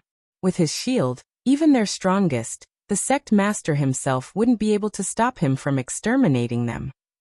Gaia, his grin disappeared and replaced by a stern look. From this moment, on my path, I will kill a whole lot of people and make many enemies, probably powerful ones, so if you want you can leave. He was 99% sure that she wouldn't leave, but he wanted to warn her, and if she chose to leave he would let her. What the F*** K are you talking about? Without my cultivation, Nagas would eventually find and kill me, or worse, she sighed and continued. But with you, at least I have a chance to repair my cultivation and kill that bitch, so this princess will stay with you. Good choice. Stick with me and I will not only heal you, but I will also help you take your revenge, deal? He reached his hand out as Gaia shook his hand with an ear-to-ear grin on her face. After burying the final body, he cleaned the sweat and stench off his body by bathing in the well, and dried his clothes and body by creating hot air around him using the arch energy. Let's go. He took Gaia and went on his way to meet the children and the woman on the outskirts of the village. Young master, young miss. When the woman saw him and Gaia, she came running. Most of the children were sleeping while the baby in her arms seemed tired of crying and hunger. Is there any place you can take kids and settle down? No. Young master. The woman shook her head as tears started to flow out from her eyes, thinking about their future without her husband to provide for them. System. Do you have grocery items and utensils to cook? The host should know by now that if the host has badass points, the system can provide the host anything. All right, the woman was startled looking at the vegetables, bags of rice, and utensils appearing out of nowhere before them. Don't refuse, take this and start cooking. When I come back, I will help you find a new place to settle down. He wiped the tears off the woman's face as the woman nodded and let out a gentle smile. Young master, what do we call our savior? Gaia looked forward to hearing his name since he had never told her his name, and obviously Ghost was not his name. And what that exists also doesn't exist. You can call me Ghost. Ding. Congratulations to the host for successfully being a badass. The reward is 50 badass points and a teleportation scroll. Chapter 16, Sister Clara. Do we have to invite this sinister sect to the ceremony? At the moment, a group of 6 people was dressed in silver and yellow uniforms, and their flying swords soaring through the air. The group had 3 boys and 3 girls. The prettiest red-haired girl in the group was flying in front leading the group, and when her junior sister asked the question, she nodded. Even though they use immoral techniques to cultivate, they are still a sect and we are obligated to invite them.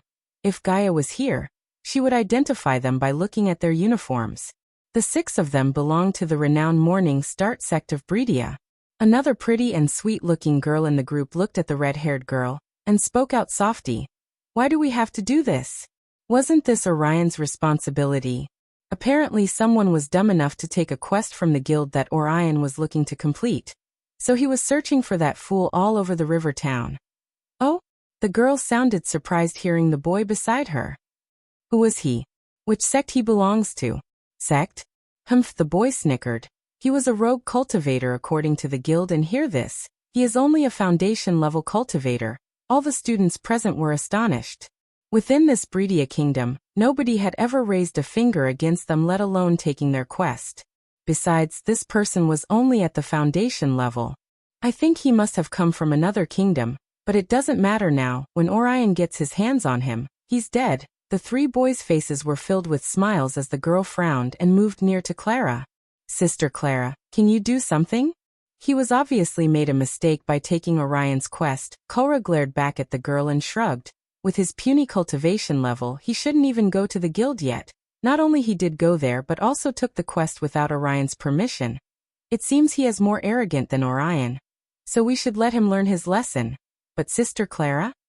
If he wasn't from Breedia, I'll tell Orion to leave him alive after he finishes punishing him, okay? Why are you trying to defend that fool? The girl showed the boys a wry smile and sighed. I just don't want anyone to get killed over some minor mistake. That's all. Shoo, we have entered the sect's premises. Clara looked at the empty ground in the middle of the forest and motioned them to shut up. The minute Clara and the group landed, more than 10 shadows emerged out of the thick forest and greeted them. Welcome, welcome to the Blood and Bones, everyone. An old man in ragged clothing was leading a group of elders of the sect.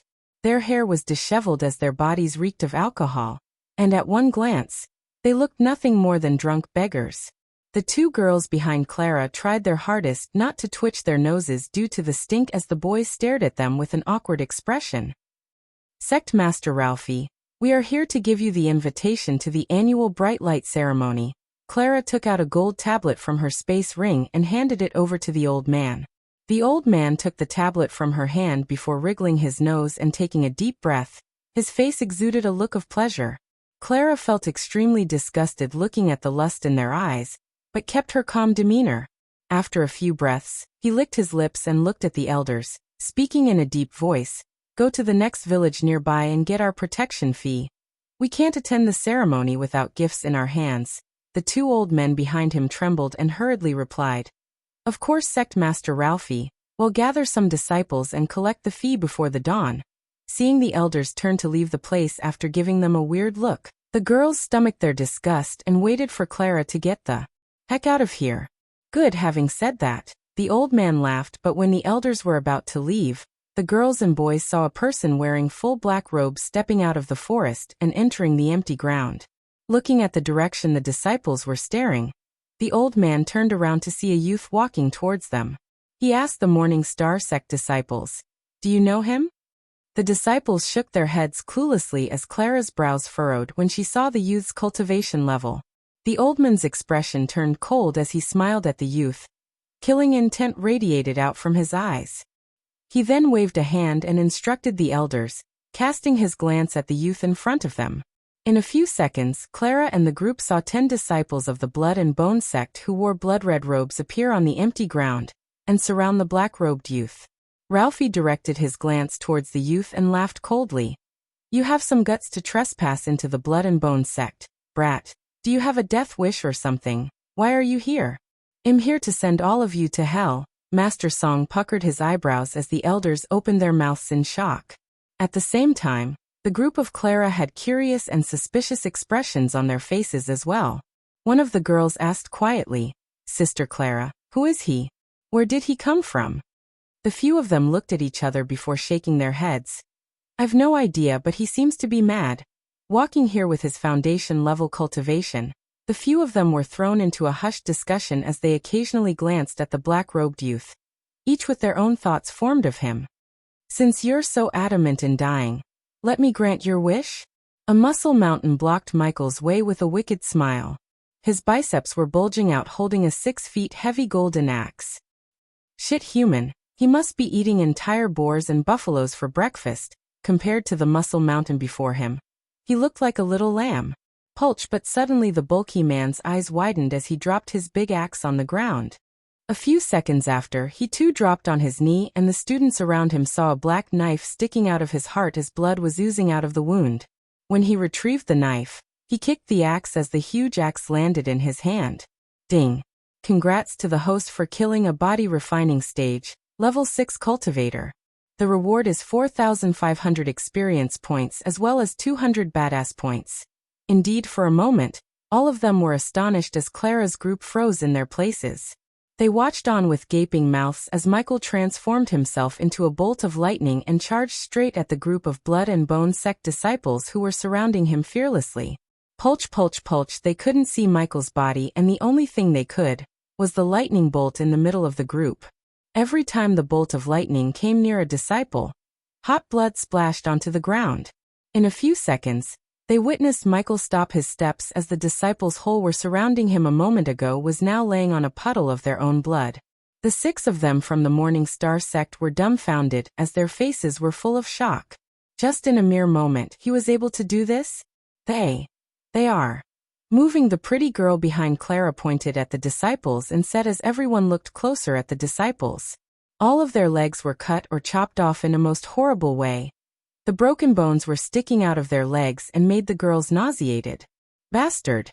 Ralphie's anger erupted within him like a volcano as his scream echoed through the forest and chased away all the birds resting in there. In that instant, even without needing Ralphie to shout at them, the Blood and Bone sect disciples rushed towards Michael with faces of evident rage. Chop them off, human. With his blood-dripping axe on the shoulder, Michael stood there with an evil smile and waved at them to attack him together. Ding! Congratulations to the host for successfully being a badass. The reward is 100 badass points. Ignitia, he fired lightning bolts from his one hand at the weaker disciples. The lightning bolt was aimed at their legs, and the lightning bolt completely burned their flesh as the bones started to become visible. Lightning dash, before the stronger disciples cast a shield spell, he again turned into a bolt of lightning and dashed at them. Whoosh! In the next moment, he appeared behind a single cultivator who was trying to attack him. A wicked smile appeared on his face as he asked, "I'm behind you?" The disciple's eyes gaped wide open as if he had just seen a ghost, and was in a state of panic. In a flash, Michael brought the wrath of the axe down upon him, chopping his 2 legs completely off of his body, and sent the limbs flying towards the elders. Soon after, the lightning arcs beneath his feet seemed to jolt and dance like streaks of lightning in the sky. He then turned to the next disciple. "I'm just getting started." Chapter 17. After a few breaths of moments, the empty ground was full of anguished cries of agonies and pleas for mercy as well as blood and limbs. With a pair of bloodshot eyes, Michael's heart was filled with rage and killing intent. The more he chopped off their legs, the angrier he got as he released all of his pent-up rage burying those little children on these disciples. He completely ignored their pleas for mercy and threats. He knew that these were animals roaming on this planet, and all deserved to die. He knew that he had to make them feel what the villagers and the little children felt before they died. At the same time, his mind was filled with continuous sounds and alerts made by the system. "I will kill you, bastard." Ralphie couldn't hold his anger anymore by looking at all his crippled students lying in their own pool of blood. The elders were quite shocked seeing his weird spells and techniques, but they knew if they didn't move now, Ralphie would kill them. "Bring it on." He laughed loudly as he held onto the axe and charged towards the elders who had looks of fear and surprise etched across their faces. Looking at his speed, they halted their movement in shock and didn't move an inch. At the very last moment, the elders regained their senses and started conjuring different spells in a bid to defend themselves, but were still scared stiff. Regardless of whatever spells or skills they cast, they couldn't reach him through his shield. After their fruitless attempts to kill him were made apparent, they stared at the golden blade of the axe as they felt immense pain. At the next moment, their bodies dropped on the ground and a couple of blooded legs were lying before them. How could their puny spell damage him? He spent 2,500 badass points on the shield, and among the body refining stage cultivators he was invincible. Clara's group was wide-eyed, completely astonished, and somewhat started to become afraid of him. "He's too strong and fast." The elders didn't even have the chance to cast a defense spell on them. One of the boys whispered to his friend, "He's too strong. He must have been concealing his cultivation level from everyone else. Did you see that he went from foundation level to body refining stage, just like that? He must be using some sort of concealing spell to hide his true cultivation level and playing mind games with them. Could he be a body strengthening cultivator? Based on his powers, he has to be." He was chopping the legs off the rest of the disciples while Ralphie seemed to hesitate to attack him. The system was repeatedly beeping in his mind, informing him of the rewards he had received. Cling at the very end, Michael slammed the axe down onto the ground and stood in the middle of the half-dead disciples and chopped legs. He then shouted out loudly at Ralphie, "Are you going to attack me or what?" Despite his anger, his instincts told him that this youth is extremely powerful and he had a bad feeling as he glared at him and asked, "Who are you?" "You don't have the right to know my name." He smiled but his eyes were full of killing intent towards Ralphie. "Why the K did you do this?" Ralphie pointed at the disciples and the elders who were crawling on the ground and asked furiously. "Rosewood Village." He only said 2 words but his tone was deep and serious. "Isn't that the name of the small village nearby?" The girl behind Clara frowned and hearing the girl's voice, Ralphie also remembered the village. "What of it?" Clara and her group craned their necks and waited for his answer, but instead of speaking, he laughed like an evil maniac. After a few seconds, he stopped laughing and glared at Ralphie. "What of it? What of it, huh? You used the villagers, the little kids as dummies to practice your spells, and then you burned the whole village to the ground. For what? A couple of 100 coins." Ralphie clenched his fists as several veins bulged up on his forearm. He maintained an ashen face as he laughed out angrily. "Good, very good. You did that because of those worthless ants. Ever since the day the Blood and Bone sect has been established, until now, none has raised a finger against us. You are the first and shall be the last." The next moment, he took out his sword and dashed at Michael, throwing the golden tablet away. He did this because of a few mortals? One of the boys asked the group like it wasn't a big deal at all. "Sister Clara, what do we do?" Clara sighed and took the golden tablet from the ground. "Let's see how this unfolds. I don't think he can kill Sect Master Ralphie." Ralphie was a body-strengthening stage cultivator after all. A difference between the body-refining stage and body-strengthening stage was significantly high, and it was very unlikely that a body-refining stage cultivator could kill a body-strengthening stage cultivator in a direct battle. However, her face froze when she saw him lifting Ralphie by his neck. Ralphie's hands and legs were transformed into metal by some sort of spell, but still, he couldn't make a dent in the blue shield around the youth. "How did you? What the K?" Gaia was extremely astonished looking at his power. She was expecting a battle between him and Ralphie, But now the body-strengthening stage level 2 cultivator was gasping for air in the human's hands. "I will make you watch them suffer," as he said. He dropped the axe and took out his knife. Gaia noticed a green shade on the blade's surface. "Release me." Ralphie struggled to utter these words as Michael laughed out coldly. "Shall we start?" Michael plunged his knife into Ralphie's right chest, avoiding the major arteries and veins. When the knife entered his body, he felt a chill run down his spine and his body turned numb except for his mouth. After paralyzing Ralphie, he put him down as the old man asked, "What did you do?" "You should worry about what I'm going to do. Can you guess?" He laughed and kicked Ralphie in the gut. "Bastard. I'm going to burn your precious sect members alive." The minute the words were spoken, everyone present froze as they were all completely shocked and stunned. Some of the disciples and the elders whole were crawling without legs and had looks of intense fear despite the pain they were feeling.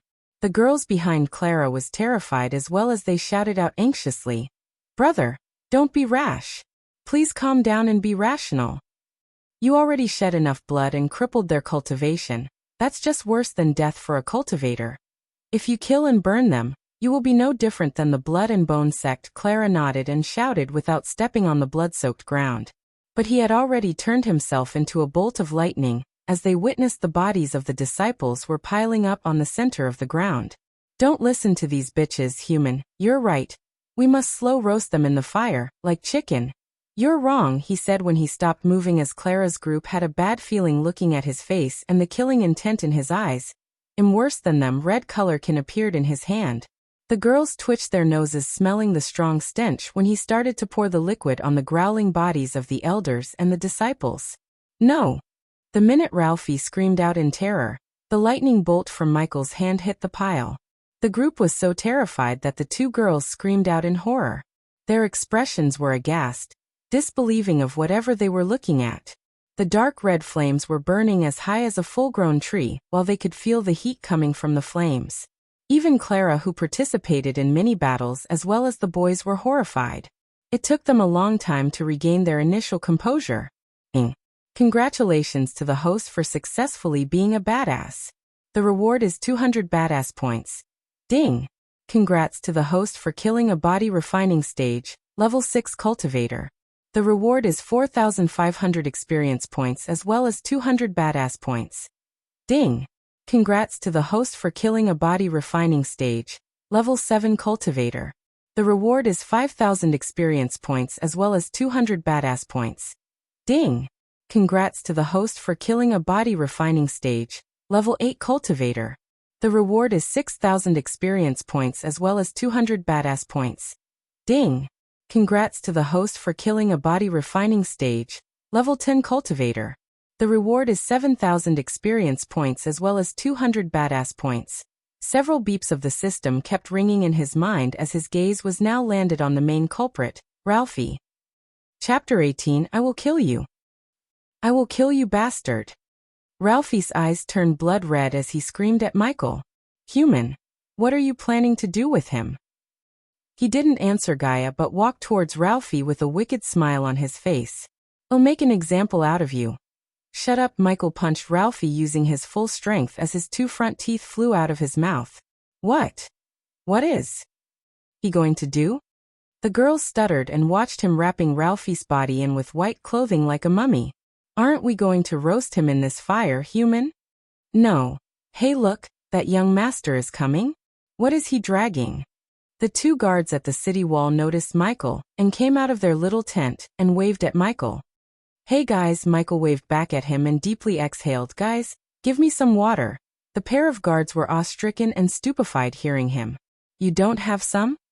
We do. But young master, the two guards had a perplexed look on their face. We are just commoners and you're a noble, one of the guards slowly said as Michael shook his head. K that. Aren't we all just human? Go bring me the water. I'm thirsty. Go go go. He chased one guard and looked at the other. And you come help me with this. They couldn't talk back to him but the guards were astonished. While the guard went to bring water, the other guard stepped forward to help him. Were you hunting in the woods, young master? His clothes were full of bloodstains, and the thing inside the white cloth seemed like his game. Sort of. The guard saw a long pole appear before him while the other guard brought him the water in a leather flask. Gulp, gulp, gulp. Taking the flask, he started to gulp the water to quench his thirst as the two guards mistook Ralphie for an animal and kept poking him. What kind of animal is this? It's almost looking like a human?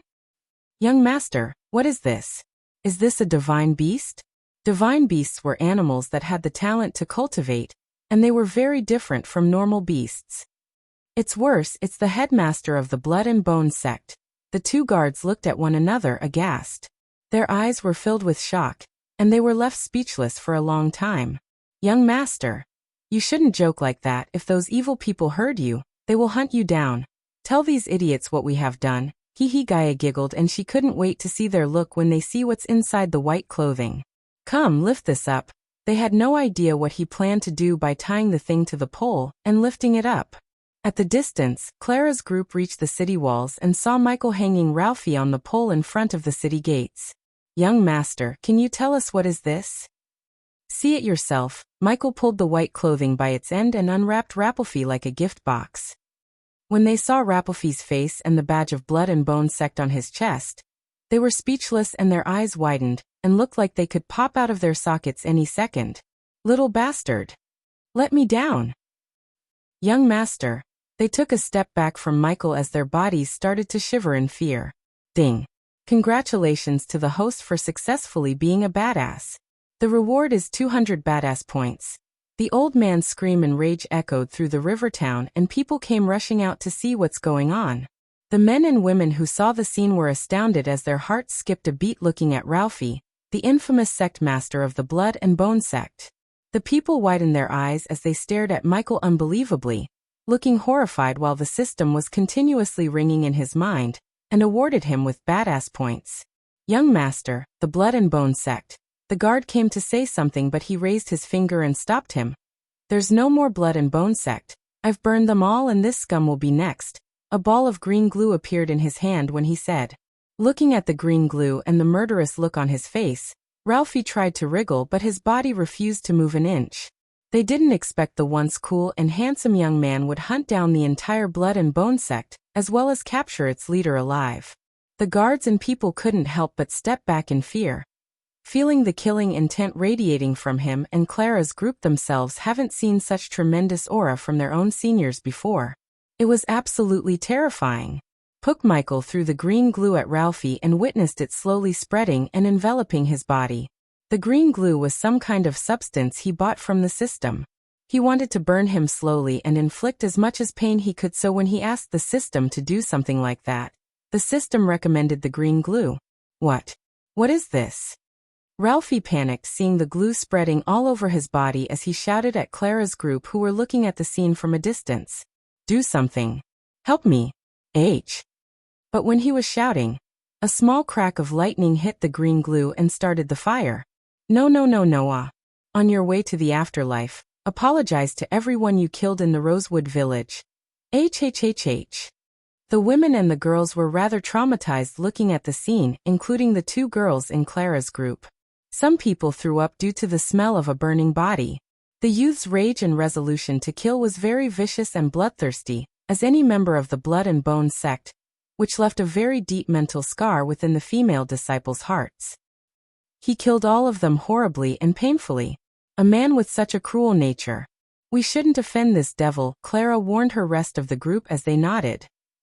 Originally, when they first heard him saying he's going to exterminate the Blood and Bone sect, they thought he was a madman and going to be killed by Ralphie's students, who knew that he would not only kill the elders and students, but also burn Ralphie alive. Furthermore, he was just alone and they were at least 30. Scary. This is too scary. He's too powerful. The few of them softly muttered in their hearts. Ding. Congratulations to the host for successfully being a badass. The reward is 200 badass points. Ding. Congratulations to the host for successfully being a badass. The reward is 200 badass points. Ding. Congratulations to the host for successfully being a badass. The reward is 200 badass points. Ding. Congrats to the host for killing a body strengthening stage, level 2 cultivator. The reward is 10,000 experience points as well as 300 badass points. You are too cruel, human, but this princess likes it.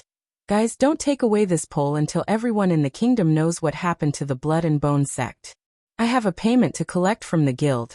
The crowd stepped aside and made way for him as he activated the lightning dash and disappeared from the scene, leaving everyone shocked. Oh shit, did he say guild? One of the boys raised his brows and asked, yes, why?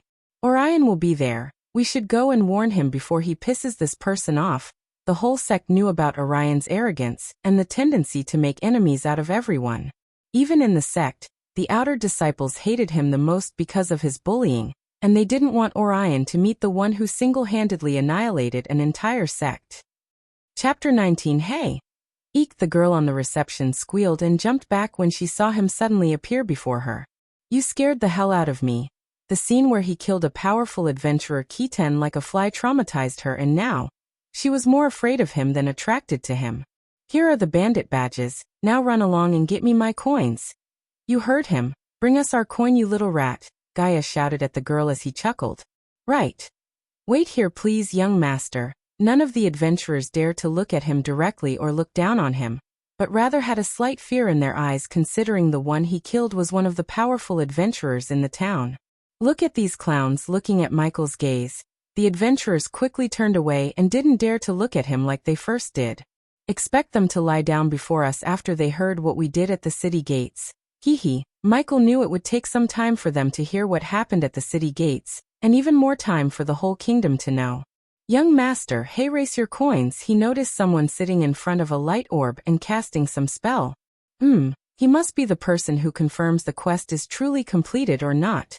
750 silver coins. The system scanned the coin pouch and informed him of the number of coins inside without him opening the pouch.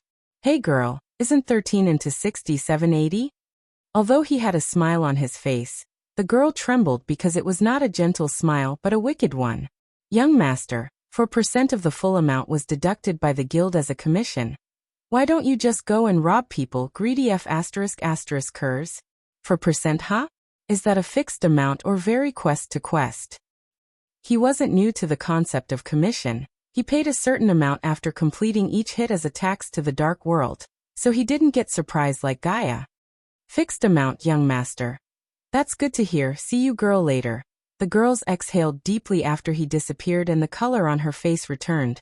The crowd was almost doubled in size when he stepped out of the city gates as the system started to continuously ring in his mind and award him with more badass points. All the people were standing around the pole and murmuring while the guards saw him coming towards them. Step aside. Young master is coming. The group of people standing on his way quickly jumped out of the way and lowered their heads. Guys, come here. He pointed his finger at the two guards and motioned them to come. Like two obedient puppies, the guards came running and waited for his order. Tell me your names? Daniel, young master. The older guards lowered his head. Ricky, young master. The other guards also lowered his head as Michael threw the coin pouch at Daniel. The survivors of the Rosewood village need a place to stay. Take these coins and rent a place fit for 16 people. Can you do that? Both of them were at a loss for words, but Daniel quickly responded by nodding his head. I'll be ready, but young master, Daniel scratched the back of his head and looked curious. You haven't told us your name yet? Don't you dare say ghost, human, Gaia shouted in anger as he smiled at the guards. You can call me the ghost. Moments later, Cindy's mother was waiting for him and Gaia with their potions of food. At this time, she saw a crack of lighting on the ground that appeared not too far in the distance. A small smile emerged on her face as the lightning bolt changed to reveal his figure. The children were cuddling each other and sleeping without any worries about what's going to happen for them in this cruel world without their parents. Young master, did you eat? The woman nodded and picked up a bowl of chicken rice porridge. It's not much like you have eaten in your life. A powerful youth like him couldn't be anything but a rich young man who had enough abundant wealth and cultivation resources to be this powerful at such a young age, she thought. If you must know, I'm not a noble or lord of anything but a commoner just like you and these children. He took the bowl from the woman's hand and sat on the sandy ground. Wow, his eyes sparkled when the porridge touched his taste buds. He had never tasted something like this in his previous life, and he had eaten in any prestigious 5-star hotel and Michelin star restaurants on the earth. But he didn't give any fancy ingredient or anything special. Yet the woman before him turned the usual ingredients into something special. "This is delicious, lady. What's your name, by the way?" She was bewildered hearing his comment. It was just a normal porridge that had chicken pieces in it, but looking at his expressions, she couldn't see any sign of him lying. Raylene Agner, young master." She lowered her head in respect while Gaia jumped out of his body and completely shook Raylene. Her eyes widened as she became speechless seeing her suddenly appear out of his body. "You want this prink? Just shut up and eat it," he interrupted her before she could finish her sentence and insult Raylene. "How growl?" She raised his finger angrily, but soon her face turned red in embarrassment because of the sounds her stomach was making breathing the aroma of the food. "It's not gruel." She clenched her stomach tightly and tried to silence the sound coming from her stomach, but she ultimately failed. "Here, don't embarrass yourself further." He took another bowl and handed it over to Gaia. She was already hungry when he chucked all the food in the inn, but her princess pride prevented her from asking for food. It has been almost a week since she ate something, and smelling something delicious as this, she couldn't hold her craving anymore. Taking the bowl in her hands, she gawked around and stood still like a confused child. "Are you expecting a throne, princess?" "Sit your ass down here." His shout made Gaia's knees go soft as she sat on the sand with him. As she moved the spoon near her mouth, the fantastic smell of porridge wafted into her nose. Suddenly her appetite became out of control. She opened her mouth and took a bite, and the next moment, her eyes widened in disbelief. The delicious taste, including the scorching aroma of the chicken and the sweet and sour tang of the rice, tickled her taste buds instantly. "My gosh! This is too delicious." A simple porridge like this, which was so ordinary in appearance, had become so attractive to her. However, the system notified Michael that the ingredients it gave were extremely high quality, and everything was filled with pure arch energy molecules that made this porridge so much tastier. How else a simple porridge like this could be this delicious? "Gaia, how is the food?" he asked her at that moment. However, she had no time to answer the question as she devoured the porridge quickly. It seemed as if she was still longing for more. "It is so good?" he asked her with a grin, but he didn't wait for her answer as he turned to look at Raylene. "Raylene, we are going to the river town and I made arrangement for your stay. Soon I will find a more permanent home for you guys." Tears rolled out of her eyes thinking about everything this stranger has done for them. Her tears, however, disappeared when a gentle wind blew on her face. "You shed enough tears for one day. Even though it will be hard, try to forget about everything that happened." Chapter 20. The sky was turning dark, and the bright stars were starting to come out while the gentle breeze of the evening wind was gently blowing. "Look over there, the young master is coming." "Who are those children behind him?" Daniel and Ricky saw Michael, a woman, and a group of children of different ages walking towards them. They must be the survivors of the Rosewood village. As a commoner who was born and raised in a village like Rosewood, Daniel felt sad for those people. Many rulers and kings wouldn't raise a finger for a sect like Blood and Bone massacring the commoners, thinking it would damage their relationship with the sect. This was the first time that someone actually did something against a sect like the Blood and Bone. They still couldn't believe that the bones of the sect leader are hanging from a pole outside the city gates like a weird decoration. The entire river town was in turmoil hearing the news about the extermination of the sect, and by tomorrow night, the entire kingdom would know what happened to them and the person who killed them. At that time, ghosts would become just as famous as many popular adventurers and disciples. Next to Michael, the ones who profited more in this situation was none other than the two guards, Daniel and Ricky. Before Michael came to Rivertown, they were just two trash soldiers in the king's army sent to watch over this faraway land by the king of Bredia. They had no respect among the adventurers or the disciples of the various sects who come to the river town. In the other towns and cities, the guards had more prestige and would get a nice discount anywhere they went, but here, even the tavern owner wouldn't even give them a small discount on ale and food.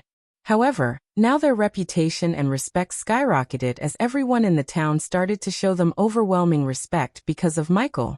Now Daniel and Ricky were not just guards but the minions of the ghost, the one who single-handedly massacred the infamous Blood and Bone sect and burned the sect leader alive. While they were hunting for a large place to rent for the ghost, the people and youths came to them asking about the ghost and their association with him. And unlike Daniel, who tried to keep his mouth closed, Ricky bragged about their connection with the ghost. He even bragged saying he and the ghost shared drinks, which was somewhat true. As she got closer to the city gates, Raylene saw a white skeleton hanging from a pole.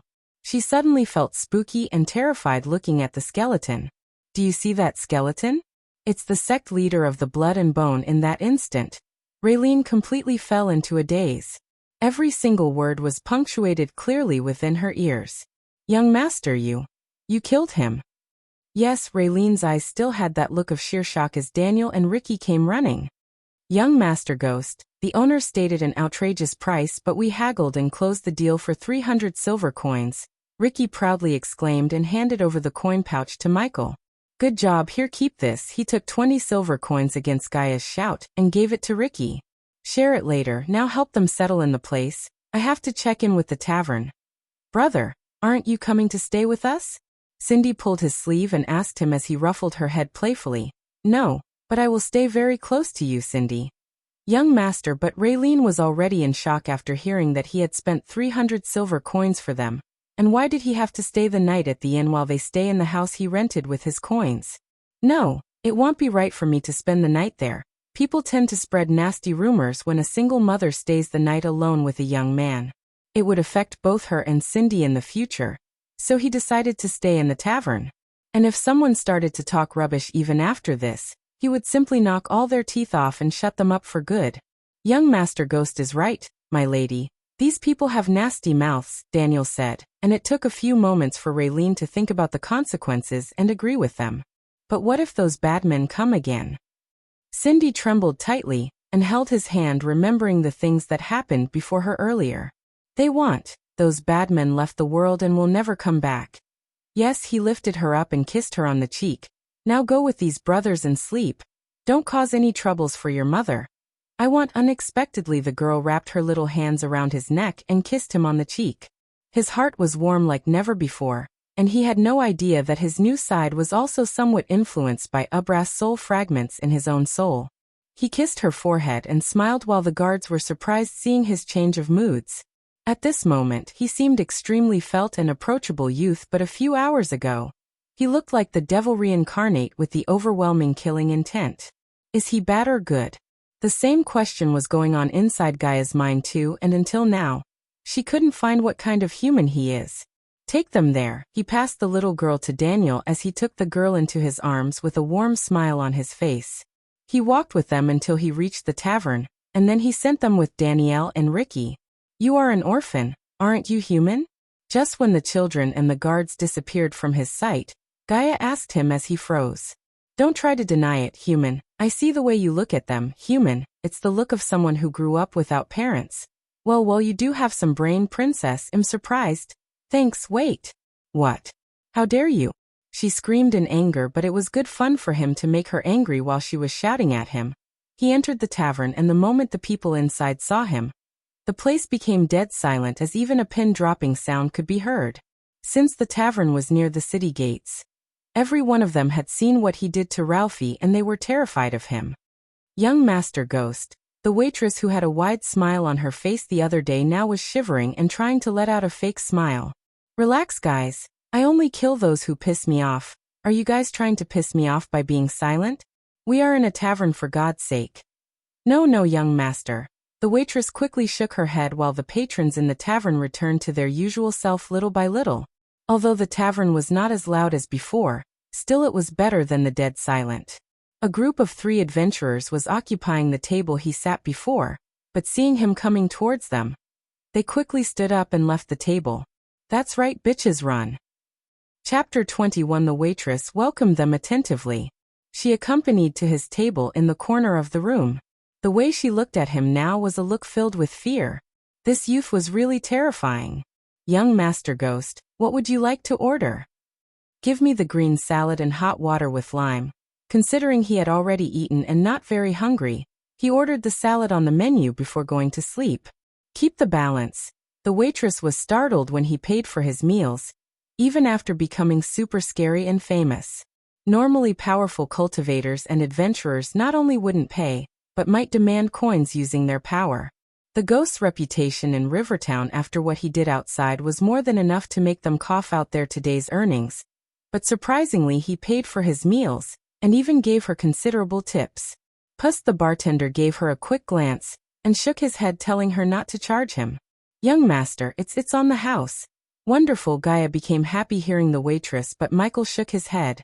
These people were not rich and their lives depended on the earnings of this tavern. How could he use his power and reputation for the sake of saving a couple of coins? Wouldn't this stain his reputation? No, I'm a customer in this tavern, just like everyone here, and a customer must pay for what he bought. At the end of his words, he smiled at the waitress to loosen up her mood, and placed the coins on her palms. Now go and bring me the order. The waitress couldn't help but smile back and run back to bring his meals as the adventurers gawked at him amazed. He's really paying for his meals?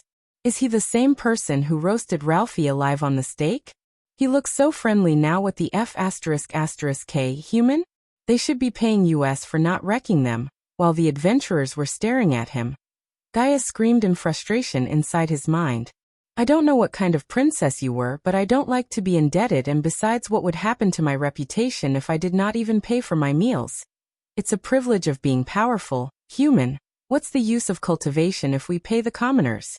It's not a privilege, it's disgusting. I'm slowly getting why they chased your snaky ass away. Shut up. You don't know nothing. If you think I'm evil, just wait until see the bitch sitting on the Nagaland throne, while Gaia and he were divulged in this conversation. The waitress brought him the salad and the hot water. Hey, race your green salad and hot water with lime, young master ghost. Thank you. Oh, no need, young master. He seemed like a completely different person now. She was among the people there when he burned Ralphie alive, and then he was radiating an immense killing intent and looked terrifying. The more they spent time with him in the same room, the more they realized that he was only cruel to his enemies, but for others, he seemed warm and friendlier. Miss, do you know where the Sunrise sect is? He stopped the waitress when she was about to go to the other table and asked. Young master ghost must be new to Breedia since you don't know the Sunrise sect, but young master, if you're looking to join a sect, there are more fitting sects for you. Hearing this, Michael furrowed his brows. I just want to return something that belongs to them.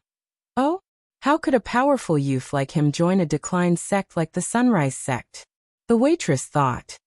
Young master ghost, to go to the Sunrise sect, you have to walk down the main road for 2 hours, and you will see a small mountain by the river. Then you'll see the Sunrise sect. Alright, then I'll go there tomorrow. Young master ghost. When he was about to eat, the waitress stopped him. Young master ghost, none of them will be at their sect tomorrow. Tomorrow is the bright light ceremony. They'll all be at the Heaven's Gate. Hey Gaia, what is this bright light ceremony? At this moment, he was lying in his bed while Gaia was sitting by the window. Considering the customers waiting for the waitress, he didn't keep talking and take her time. That's just a silly event that humans come to take part in the Heaven's Gate and prove their power. Why's that? So they can easily get accepted into their favorite sect if they perform well. That is, the moonlight coming through the window reflected on her face, and revealed an angered look on her face. What is this Heaven's Gate? Her expression piqued his curiosity, and he was glad that this troublemaker isn't traveling in person with him. I told you it's just a silly event. Why are you interested in that? Are you going to participate? Just explain everything to me, she sighed as she turned her gaze away from the moon and looked at him. Heaven's Gate event has 2 rounds. In the first round, she raised her pointing finger and began to explain how the competition works to him like a teacher. The 3 big sects will each send a level 5 core formation cultivator and position them on top of the Heaven's Gate stairway. They will then unleash their aura and soul pressure. Everyone who participates in the competition will need to climb up from the bottom to the top, but the higher they go, the more pressure they will face. Finally, the first 24 disciples to reach the top will be chosen to participate in the second round of the competition. I assume there are the requirements to participate, she nodded hearing his question. There are 2 actually. One must be under 30 years old, and not more than a level 10 body refining stage cultivator. This means that I meet the requirements to participate in the competition. Don't be rash, human. Even though the competition is meant as an entry shot to young humans, the disciples of the sects will also participate to show their power and earn the resources given by the king of Breedia. He was still not sure to participate in this competition, but the more he heard Gaia, It seemed like a good place to be a badass and earn more points before going to seclusion for a few days. The system notified him that he has enough experience points to reach level 4 of the body refining stage.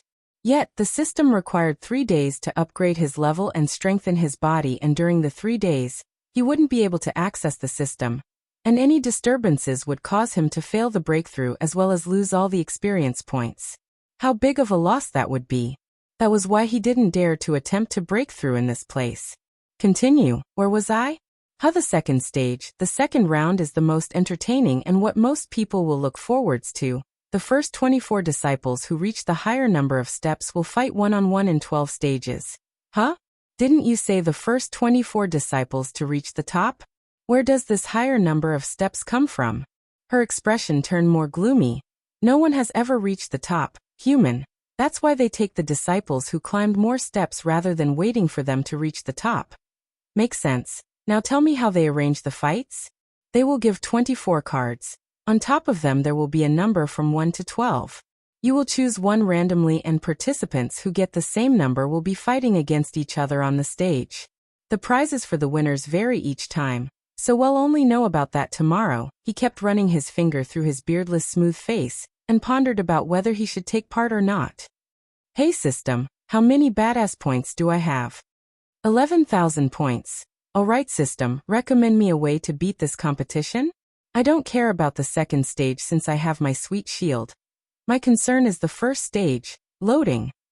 He was waiting for the system to recommend him rather than searching through the shop, because although the system would always try to take away his badass points, it would also recommend him some overpowered skills for situations like this.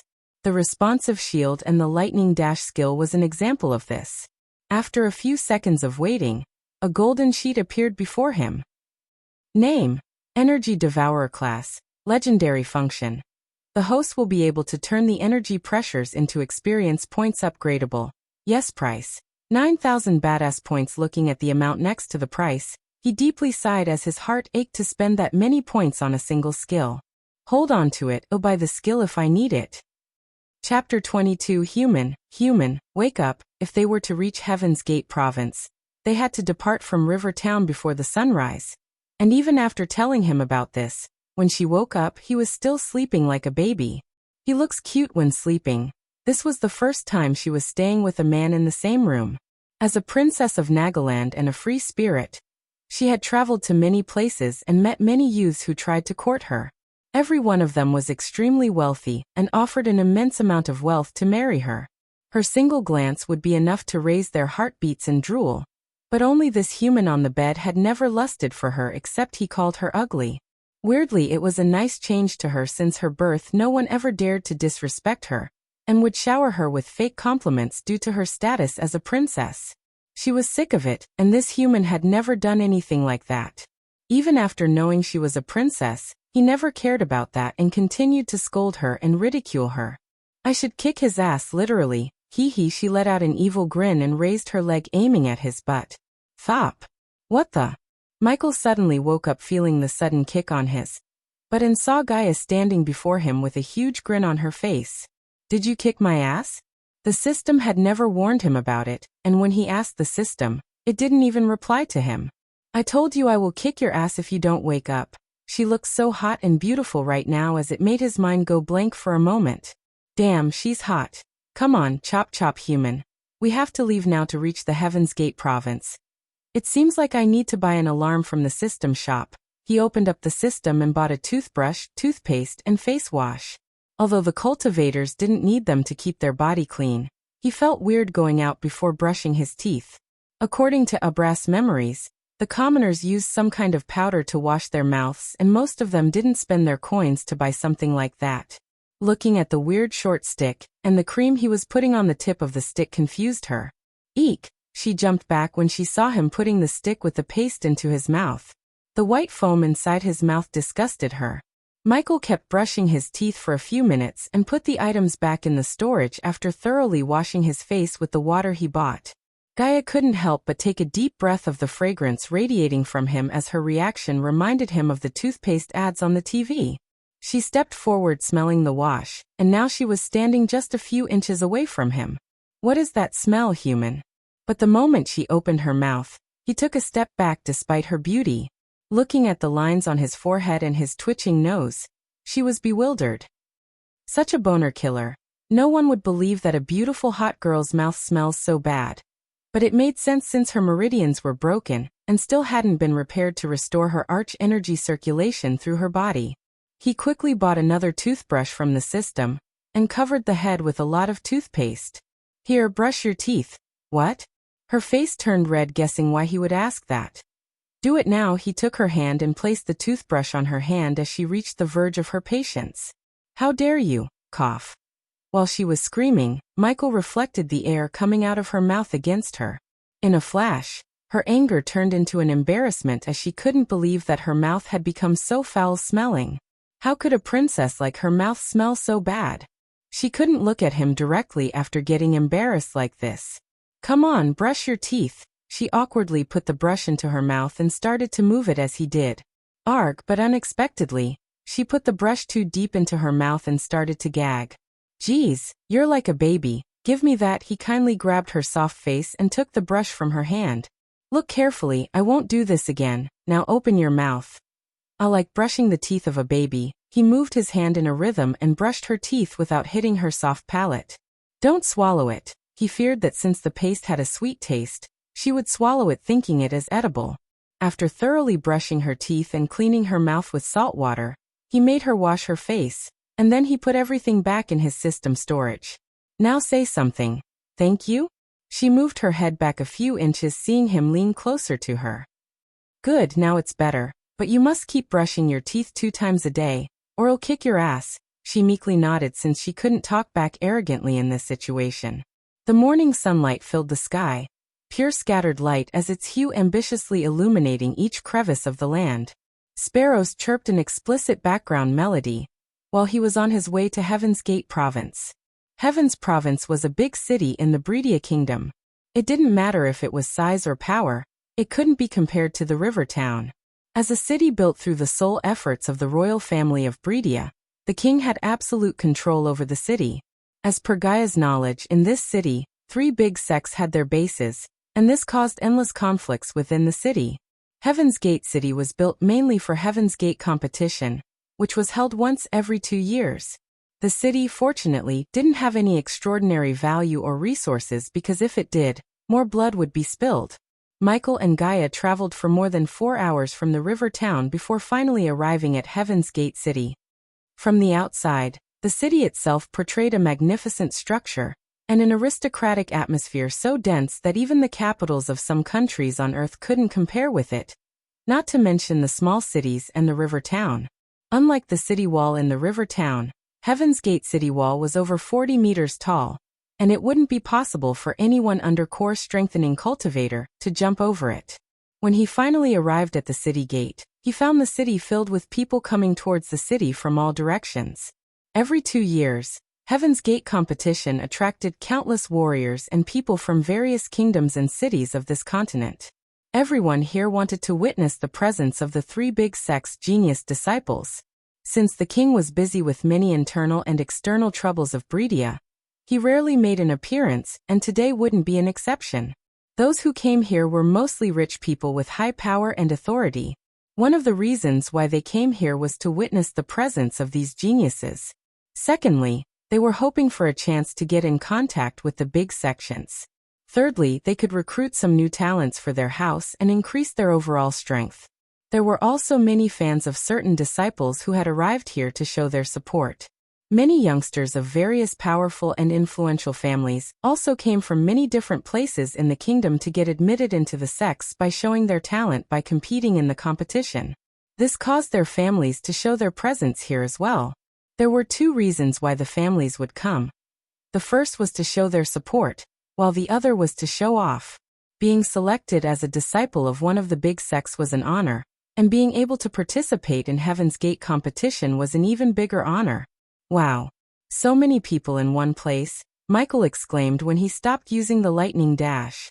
This silly competition is a big deal for humans. Of course, it will attract many people. Gaia said. The competition will start in a few hours. We arrived just in time. I can't wait to see the battles. This is my first time coming here, so I can't miss out on anything. Come, let's go. Let's rush to the city square ASAP. We can't afford to miss the show. Chapter 23. Discussions regarding the competition were everywhere. Even though the city was big, it was unable to provide lodgings for so many people at once. Therefore, all of the traveler inns, taverns, and restaurants were fully booked many days ago, as they all had a sign showing full outside. Luckily, he didn't need to stay the night, and had the lightning dash skill to rush back to River Town when he finishes his business here. A lot of people rushed to City Square in order to find a good spot for the upcoming show. Human, follow them. The more we wait, the more humans fill these streets. Hearing Gaia, he followed behind the crowd and eventually arrived at City Square. This square is really too big. It covers more than a dozen square miles. Michael was really surprised. This was the biggest square he had ever seen, as it was more than 10 to 15 miles in circumference. This square made the Earth's biggest football stadium look like a small tennis court. This was beyond his imagination, since this world looked medieval and didn't have any technologies. In the middle of this open stadium, called simply Square by the people here, there was a fighting stage, and besides the stage, there were stairs so tall that they almost reached the clouds. In addition, there were stairs leading to platforms that were built in order to allow certain people to watch the fights more clearly. Heaven's Gate Square was built by the combined efforts of his many kings and the big sects for the sole purpose of the competition. Would it work if it was small? Leave him be. He seems new to the city. What a yokel. Hee hee. Gaia burst into laughter, hearing some despiteful words coming around them. But Michael just ignored them and kept looking around the square in wonder, since this square was really the biggest stadium he had ever seen. While looking at the stadium, he also concentrated on the conversations around him to get more intel. Do you know the Heaven's Gate stairway, also called the Stairway to God? It's said that every step is difficult as reaching the heavens. Imagine how difficult it is to climb to the top. Top? No one has ever reached the last step. My teacher said the highest record was achieved by a mysterious young woman who reached the 70th step.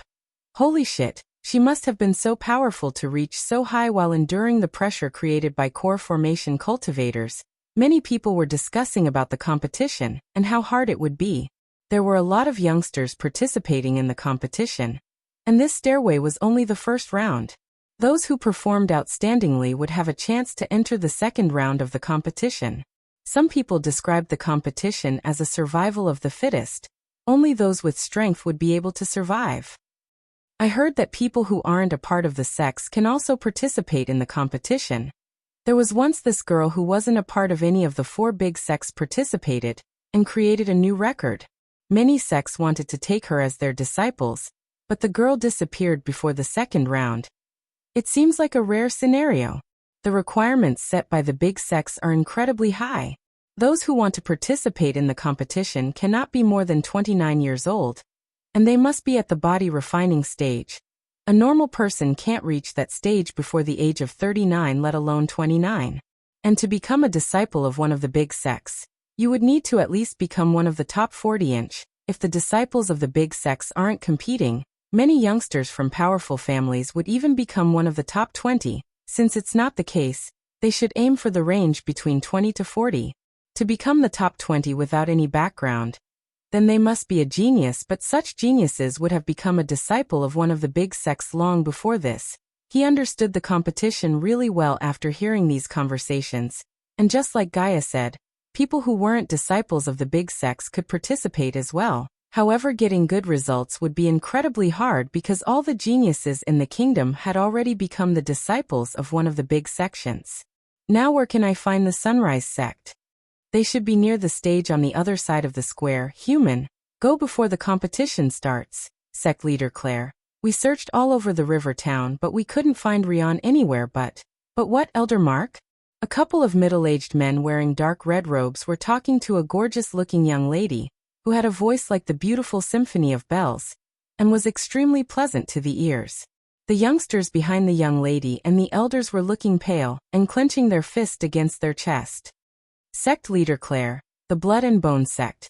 The mere mention of the name made the female disciple's heart skip a beat, and even the sect leader seemed uncomfortable. What of it? The young lady frowned and asked. The whole sect was annihilated overnight. Sect leader, the disciples and the sect leader were taken aback by shock.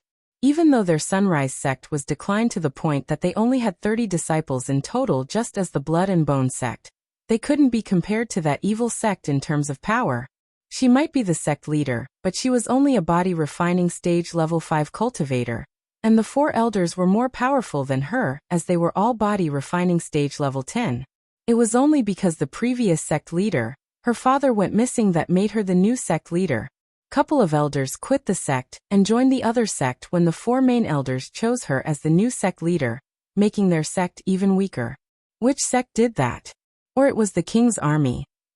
Not a sect or an army, sect leader. They were killed by one man soon after. The 2 elders started recounting the story of how the youth called the Ghost massacred the entire sect and burned Ralphie on a stake outside the city gates. The young woman sect leader and elders were stunned and flabbergasted when they heard this.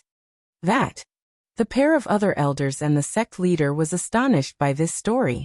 They had never heard anything as incredulous as this in their entire lives. It can't be. How a young man in the body refining stage level 1 could kill Ralphie? A body strengthening stage cultivator? One of the 2 elders asked. I have the same doubt, Elder Sandra, but the whole river town saw him burning Ralphie alive. Incredible it sounded.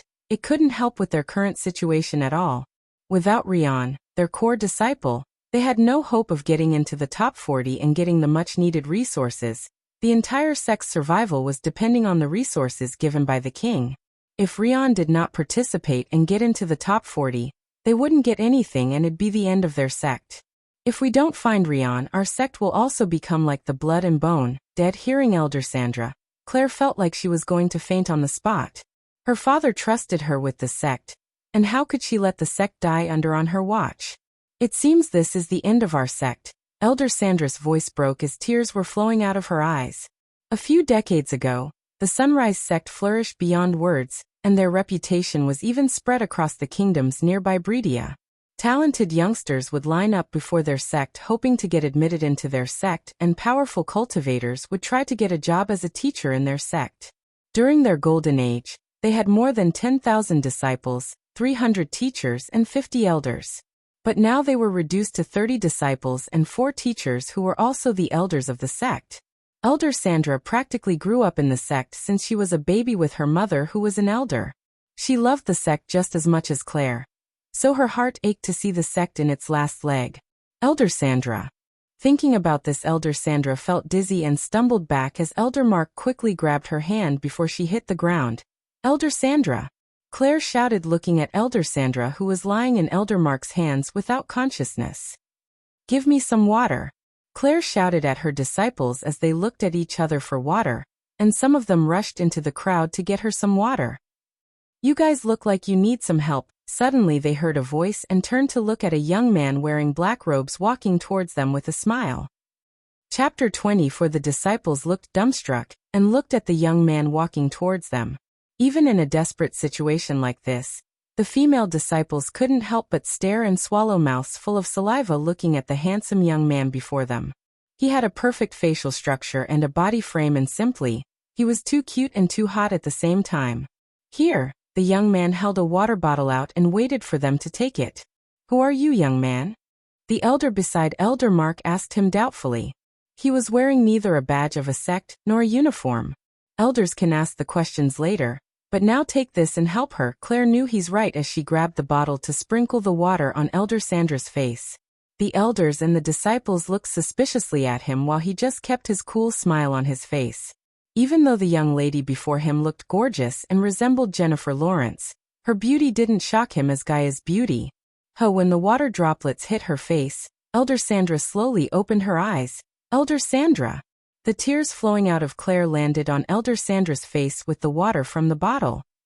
Sect leader Claire. He could barely hear these words coming out of the woman's mouth, and wondered what just happened. Did Rion come? He will. Elder Sandra. He will. He didn't know why they were looking for Rion, but only he knew that Rion will not come as they expect. He buried him yesterday. I raised you, Sect leader Claire. I can tell when you're lying. Without Rion participating, we won't be getting the resources, Sect leader Claire. You know what would happen if we don't get that resources? Human. I think they are expecting the dead human to participate in the competition representing their sect. Looking at the saddened and hopeless faces, he decided not to be the bearer of the bad news, but help them for Rian, a kind soul who died defending those children. Boom, boom, boom, boom. Before he could speak any words, the sound of beating war drums reverberated the square, and the previously noisy square immediately became silent. He guessed the beating of the war drums signified the start of the competition. The war drums sounded out from all four directions of the square. Each beat started out loud, but would gradually fade, shaking everyone on the spot. The war drums had been passed down for many generations and remained as a symbol of battle. At the battlegrounds, warriors who heard the war drums would immediately feel their blood start boiling. At all four sides of Heaven's Gate Square, there was a long and wide passage. On top of each passage, a few giant golden holographic words appeared. Above the East Passage was the famous Morning Star sect, while above the West Passage was Golden Valley sect. The words over the South Passage were Silver Moon School, and lastly above the North Passage had only one word written in plain text. Others, the first three, were the designated passages for the three big sections. Even though the square was crowded with people, no one dared to get close to the sections. After all, no one wanted to do anything that could disrespect those big sects, as they all knew that although this competition was started as a recruitment ceremony for the youngsters, it was now turned into a competition between the big sections. Look, the disciples of the three big sects are about to arrive, one of the girls behind Claire whispered. Following the beating of the war drums, some figures started emerging from the three passages designated for the sections. They were walking towards the center of the square with proud and arrogant expressions. Most people respected these disciples, while others envied them deeply. Michael noticed that some even had their eyes pointing towards the skies, expressing unparalleled pride and arrogance like he had never seen before. The respectful and envious looks of these common people were like a drug to them that made them high. Every single disciple who walked out from the three passages was at the body refining stage, and even the weakest of them were level 6. He thought he would see youngsters with his level of cultivation for the fourth passage, but even there, most of them were body refining stage level 5, and only a couple of them seemed to be his level. On the east side, where the Morning Star sect was, all of the disciples were wearing golden robes, and on their chests had an embroidered star symbol. This was the symbol of the Morning Star sect. The Golden Valley sect disciples wore matching plain yellow robes with a long sword decorated on their chest. As for the Silver Moon Pavilion, the majority of them were girls. These girls were wearing a variety of colorful, patterned dresses. All of them looked so sexy and hot, like actresses and models in Michael's eyes. Why is everyone in this world so hot and sexy? Their tight dresses were perfectly complementing their gorgeous features and their curves, which caused the men's testosterone level soar through in their blood as soon as they saw these girls. Damn, those chicks from the Silver Moon are really sexy. If you have the talent, then you could just join the Valley of Happiness. Then you would be able to sleep with them every single day. Fool. The Silver Moon focuses on seducing cultivation, and it is considered an unethical method. They'll turn your lust into a type of energy and use it to cultivate. The more you lust after them, the more they use you while you just slowly keep dying, or worse. Leeches. Gaia scowled looking at those female disciples. The girls from the Silver Moon instantly attracted all eyes. Amongst the three big sects in the kingdom, they had the least disciples, but their combined strength was not to be underrated, especially their seduction skills, which were unparalleled. Some of the female disciples from Silver Moon were also very slutty, because by using their seduction skills, they managed to get a lot of support from the different powers. This made the Silver Moon a very influential sect in the kingdom.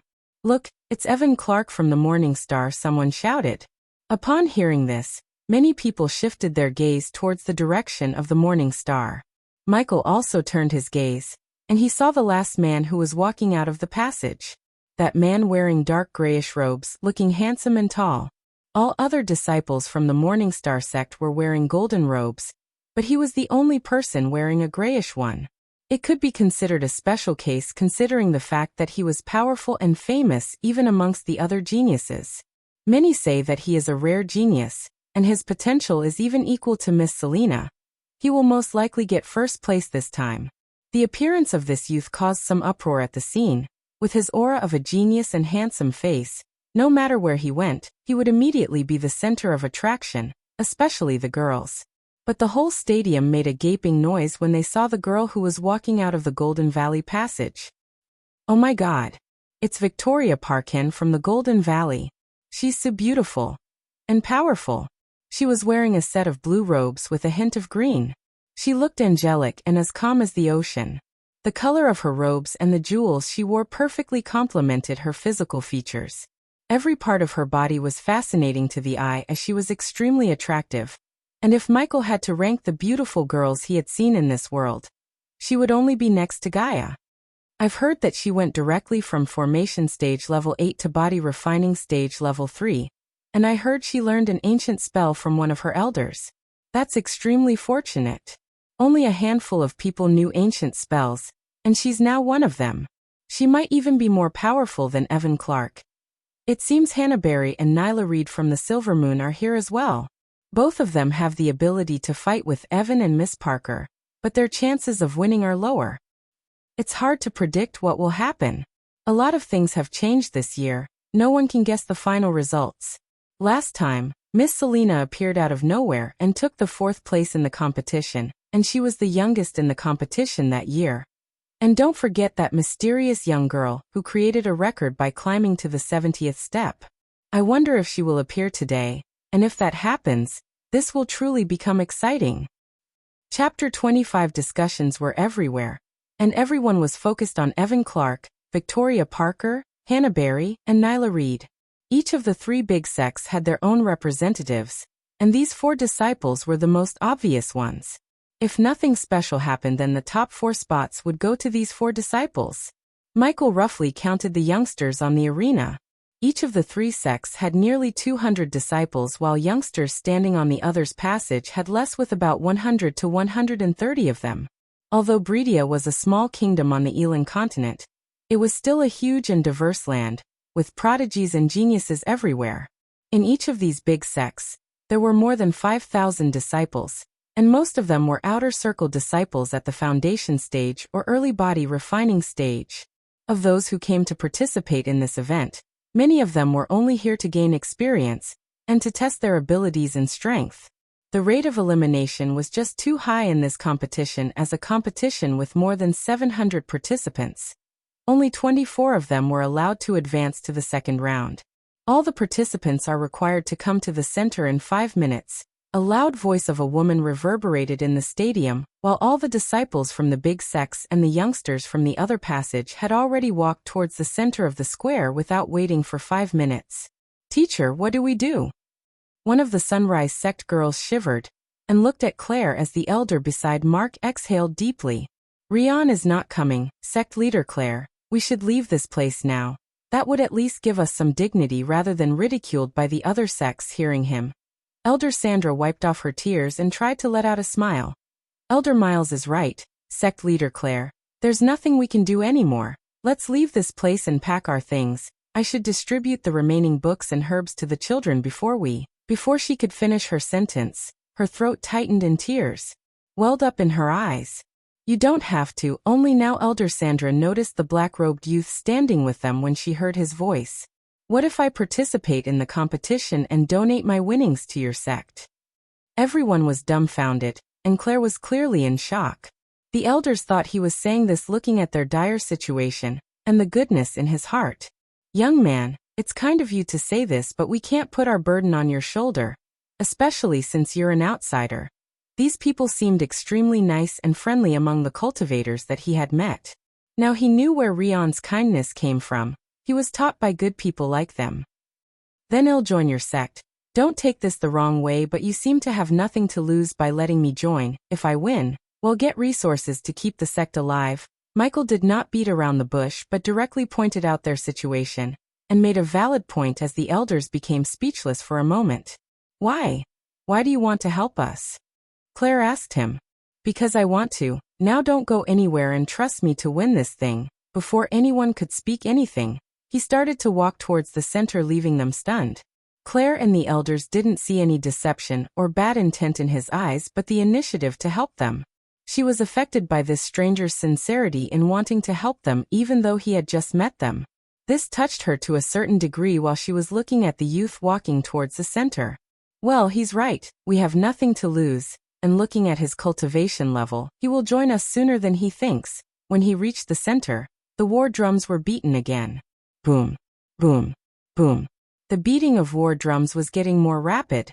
Many people were holding their breath. They all knew that 3 core formation cultivators were about to appear on top of Heaven's Gate stairway and release their soul pressure.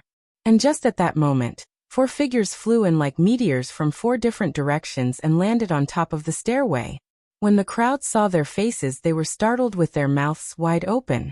Because these 4 people were not like those from the previous year. Last year they were all just teachers from the 3 big sections. But now the 3 people on top of the stairway were 3 young men and a woman, and they were all young. It's her, Selena, the youngest to reach the body strengthening stage, and also the youngest core disciple of the Morning Star sect. Damn, aren't these the top 4 of the competition 2 years ago? Selena from the Morning Star, Adam Kane from the Golden Valley, Sadie Kaplan from the Silver Moon. Oh my god. Alex Fisher the Morning Star is here. Wow, it's the Alex Fisher who took the first place 2 years ago. He is so young and he really is a rare genius. Being able to see these prodigies with my own eyes really made the trip here worth it. I think they are going to be the ones assessing the competition this year. Teachers, what do we do now? Are we going to trust that stranger and wait for him? I have a weird feeling about him. Let's see what he can do. Even though his cultivation level was low, Elder Mark sensed a powerful aura around him and wanted to know whether he's right or wrong. Human. Let's get the F***K out of here. Now. Just when he was about to join the crowd, Gaia shouted in his mind, and her voice was full of panic. Shit. Michael realized why she was screaming as he noticed the girl on the top of the stair. She was the girl who tried to kill him for no reason at the waterfalls. Fortunately, she didn't notice him in the crowd, but he cursed his luck. I can't back out now. I'm pretty sure the system would reduce my points and do something crazy. With the arrival of the 4 celebrity disciples, the atmosphere immediately turned intense. Everyone was expecting to see the teachers of the big sects arrive, but they never had expected to see these celebrities of the younger generation here today.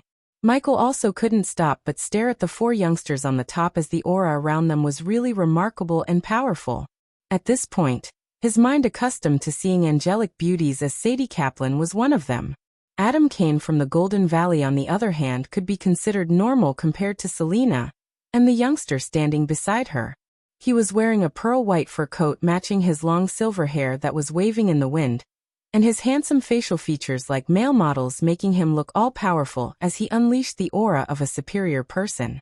There was also a thin layer of golden light around his body, and compared to him, none of these youngsters seemed extraordinary, even Selena. He must be the boyfriend of that psycho. I should be ready to use my teleportation scroll if these 2 try anything funny, but what life without a challenge, huh? He thought to himself as his lips curved upward. His hot blood started boiling. At first, he came here to inform the Sunrise sect about Rion's demise, but now looking at the crowd and these geniuses, he wanted to show who's the new boss in this kingdom. What if they were rare geniuses? He had the system to aid him, and with the help of the system, he decided to beat this competition and earn a sweet amount of badass points. Thinking about the badass points, his fighting spirit ignited and adrenaline started to pump up. Alex Fisher and Selena stood in the middle of the stairway on the top, like the leaders of this group. He casually raised his hand, then the beating of the war drums immediately stopped. I won't waste my time by explaining this round. As usual, we only need the top 24. I will announce the prizes for the winners later, he coolly said as if he was a king giving out an order, radiating an aura of a ruler. Chapter 26. Where Michael was standing, all the youngsters of the big sects were getting ready. They all looked pumped up and ready to take on the world, as their eyes were radiating fierce looks. It didn't require a genius to figure out the relationship between these 3 sects were not friendly. Especially the relationship between the Morning Star and the Golden Valley seemed worse. By looking at the way Evan Clark and Victoria Parker glaring at each other revealed the enmity between them. Therefore, like the sheep following their shepherd, The disciples from both sects had started to engage in a verbal war. Not long ago, in the competition among the three sects, Alex Fisher defeated Adam Kane of Golden Valley within 5 attacks and pissed off many Golden Valley disciples. Now they were looking forward to Victoria Parker to defeat Evan Clark and wipe the shame away to an extent. So the second round of the competition would definitely become even more intense. On the bottom of the stairway, the disciples of the sects as well as the other youngsters were looking at the 4 persons standing at the top, their eyes filled with envy while many boys were drooling looking at the hot girls on the top. Senior Alex and Miss Selena are the definition of a perfect couple. Look at their demeanor and aura around them. Only if I could have a girlfriend like her, sigh. And a boyfriend like Senior Alex. Hey, look, the Golden Valley dogs drooling at the morning stars. Shut the F***K up, you scoundrels. If it wasn't for our senior Adam being sick that day, he would have kicked your senior's ass and sent him back to where he came from. How dare you disrespect our senior Alex? Let's wait until our Evan Clark meet your little Miss Victoria in the battleground. Then we'll see who kicks whose ass. Obviously Sister Victoria gonna kick his ass. Hey darling, I'll visit your Silvermoon Palace later. What the F***K, dude? The scene immediately became very intense. It looked like they were about to start attacking each other.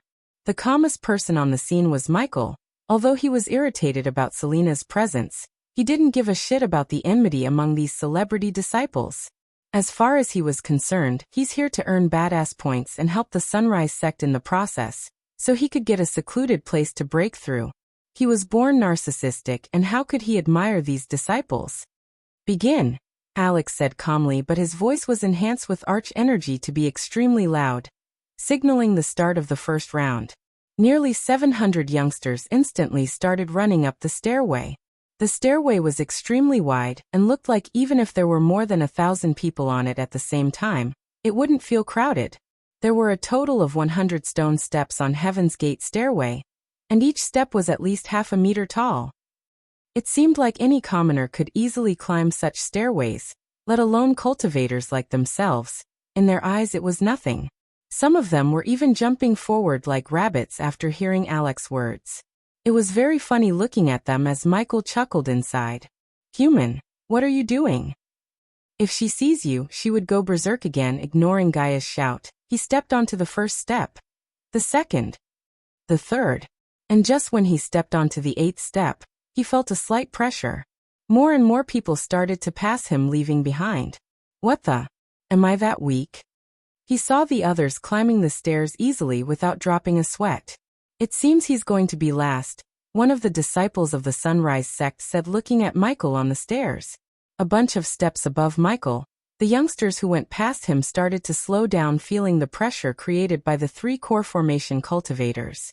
Unlike the teachers who came to assess the competition 2 years ago, these 3 were no ordinary cultivators, but geniuses and prodigies of this young generation. Each of them was extremely talented and powerful, and the soul pressure created by them was no joke. And this made this year's competition toughest. The higher the steps they climbed, the more pressure they felt. Human, you're embarrassing yourself. Come on, cast your weird spell and disappear. Gaia couldn't bear to look at those ridiculing eyes of the crowd. System by the Energy Devourer and activate it. Ding. The host has successfully acquired the level 1 Energy Devourer. Activating the Energy Devourer. Loading 120. 119. 118. Shit, I need to wait 2 minutes? He exited the system and turned his hand around to see there's no one behind him, as he was the last guy standing on the 5th step. As long as you manage to enter the top 40, you can choose to become a disciple of any of the sects as you wish. Even though the crowd knew this, right after the words left Sadie Kaplan's mouth, the crowd became restless. What about the top 100? So that last kid could have a chance. Hee. I told you, human. Gaia could hear a few mocking words coming in her way, and she couldn't hold her anger anymore. Michael tried to pay no mind to these comments, but still, he became slightly irritated since he had done nothing like bragging or anything. Surprisingly, even some of the disciples who were above him started to follow the crowd by mocking him. They tried to relax their mind a bit by making fun of him. Look at that weakling. I bet he can't go more than 20 steps. 20 steps? Look at him, where is he standing? He's stuck at the 5th step for God's sake. I'm sure that he wouldn't even cross the 10th step. The scornful remarks were getting more and more intense while he was waiting for the system to activate the spell. 30. 29. 28. Good thing he isn't wearing our sect name. Elder Miles sighed, looking at the young man standing last with eyes closed. Humph. But suddenly he opened his eyes and snickered at the disciples above him. Brushing his shoulder-length black hair behind, he began to walk towards them step by step. Teachers, he's moving. While the disciples of the sects were sweating and trying their hardest to climb forward, he was calm and had a smile on his face. Experience points converted 2,000. Experience points converted 3,000. Experience points converted 4,000. The legendary spell devoured the soul pressure and converted it to experience points as the invisible force he had felt a moment ago now disappeared. In a few seconds, he reached the 10th step and looked at the girls who made fun of him before. The 2 girls were only a couple of steps above him, and seeing him walking calmly towards them, they were utterly shocked. Middle finger bitches, he simply showed his middle finger to both of the girls and walked past them as their faces turned red like beet in anger. However, they couldn't do anything as they were trying their best not to fall down due to soul pressure. How dare he? Shut up, they deserved it. Arrogant bastard. Some of the crowd noticed what just happened at the 13th step, and began to argue as Michael calmly climbed the stairs. Human, were you playing with me a moment ago? Gaia asked, looking at him moving higher step by step without stopping. Once many of them reached the 20th step, the pressure almost doubled and started weighing down on them. Each of them felt they were being crushed by a little invincible mountain. The knees started to bend as sweat wetted their shirts and trousers. The higher they climbed, the bigger the pressure, and many of them stopped moving. I don't think I can move any further than this. The pressure is too strong. I can even feel my soul trembling. Yeah, me too, some of them sighed and said while wiping their sweat away. At the 20th step, most of them who were standing were body refining stage level 4. But when they saw Michael, who was only a body refining stage level 1, calmly walking past them, their mouths and eyes widened in shock. Huh. From the 20th step to the 30th steps, only 100 or so youngsters were standing tall compared to the starting 700 people. Among this 100, the geniuses like Evan Clark and Victoria Parker had already reached the 30th step, and still looked calm and relaxed while many beside them looked exhausted. Elder Sandra, how is he climbing with his level of cultivation? Sect leader Claire opened her mouth wide looking at him, and asked Elder Sandra. I don't know, it shouldn't be possible. Chapter 27. Every single one of them was climbing with all their strength. Even if they couldn't be amongst the top 40 disciples, they didn't want to become a laughingstock by falling down. Especially now that every single disciple from the big sects and their families were here. In a prestigious and famous competition like this, losing to their fellow disciples of the same sect was nothing to be ashamed of. Yet losing to someone from the other sect was nothing but disgraceful. Look at your pathetic faces. You all should have stayed in your dorm rooms in the first place. A disciple from the Morning Star who didn't participate in the competition shouted at the Golden Valley disciples as his fellow disciples laughed out loud and ridiculed them.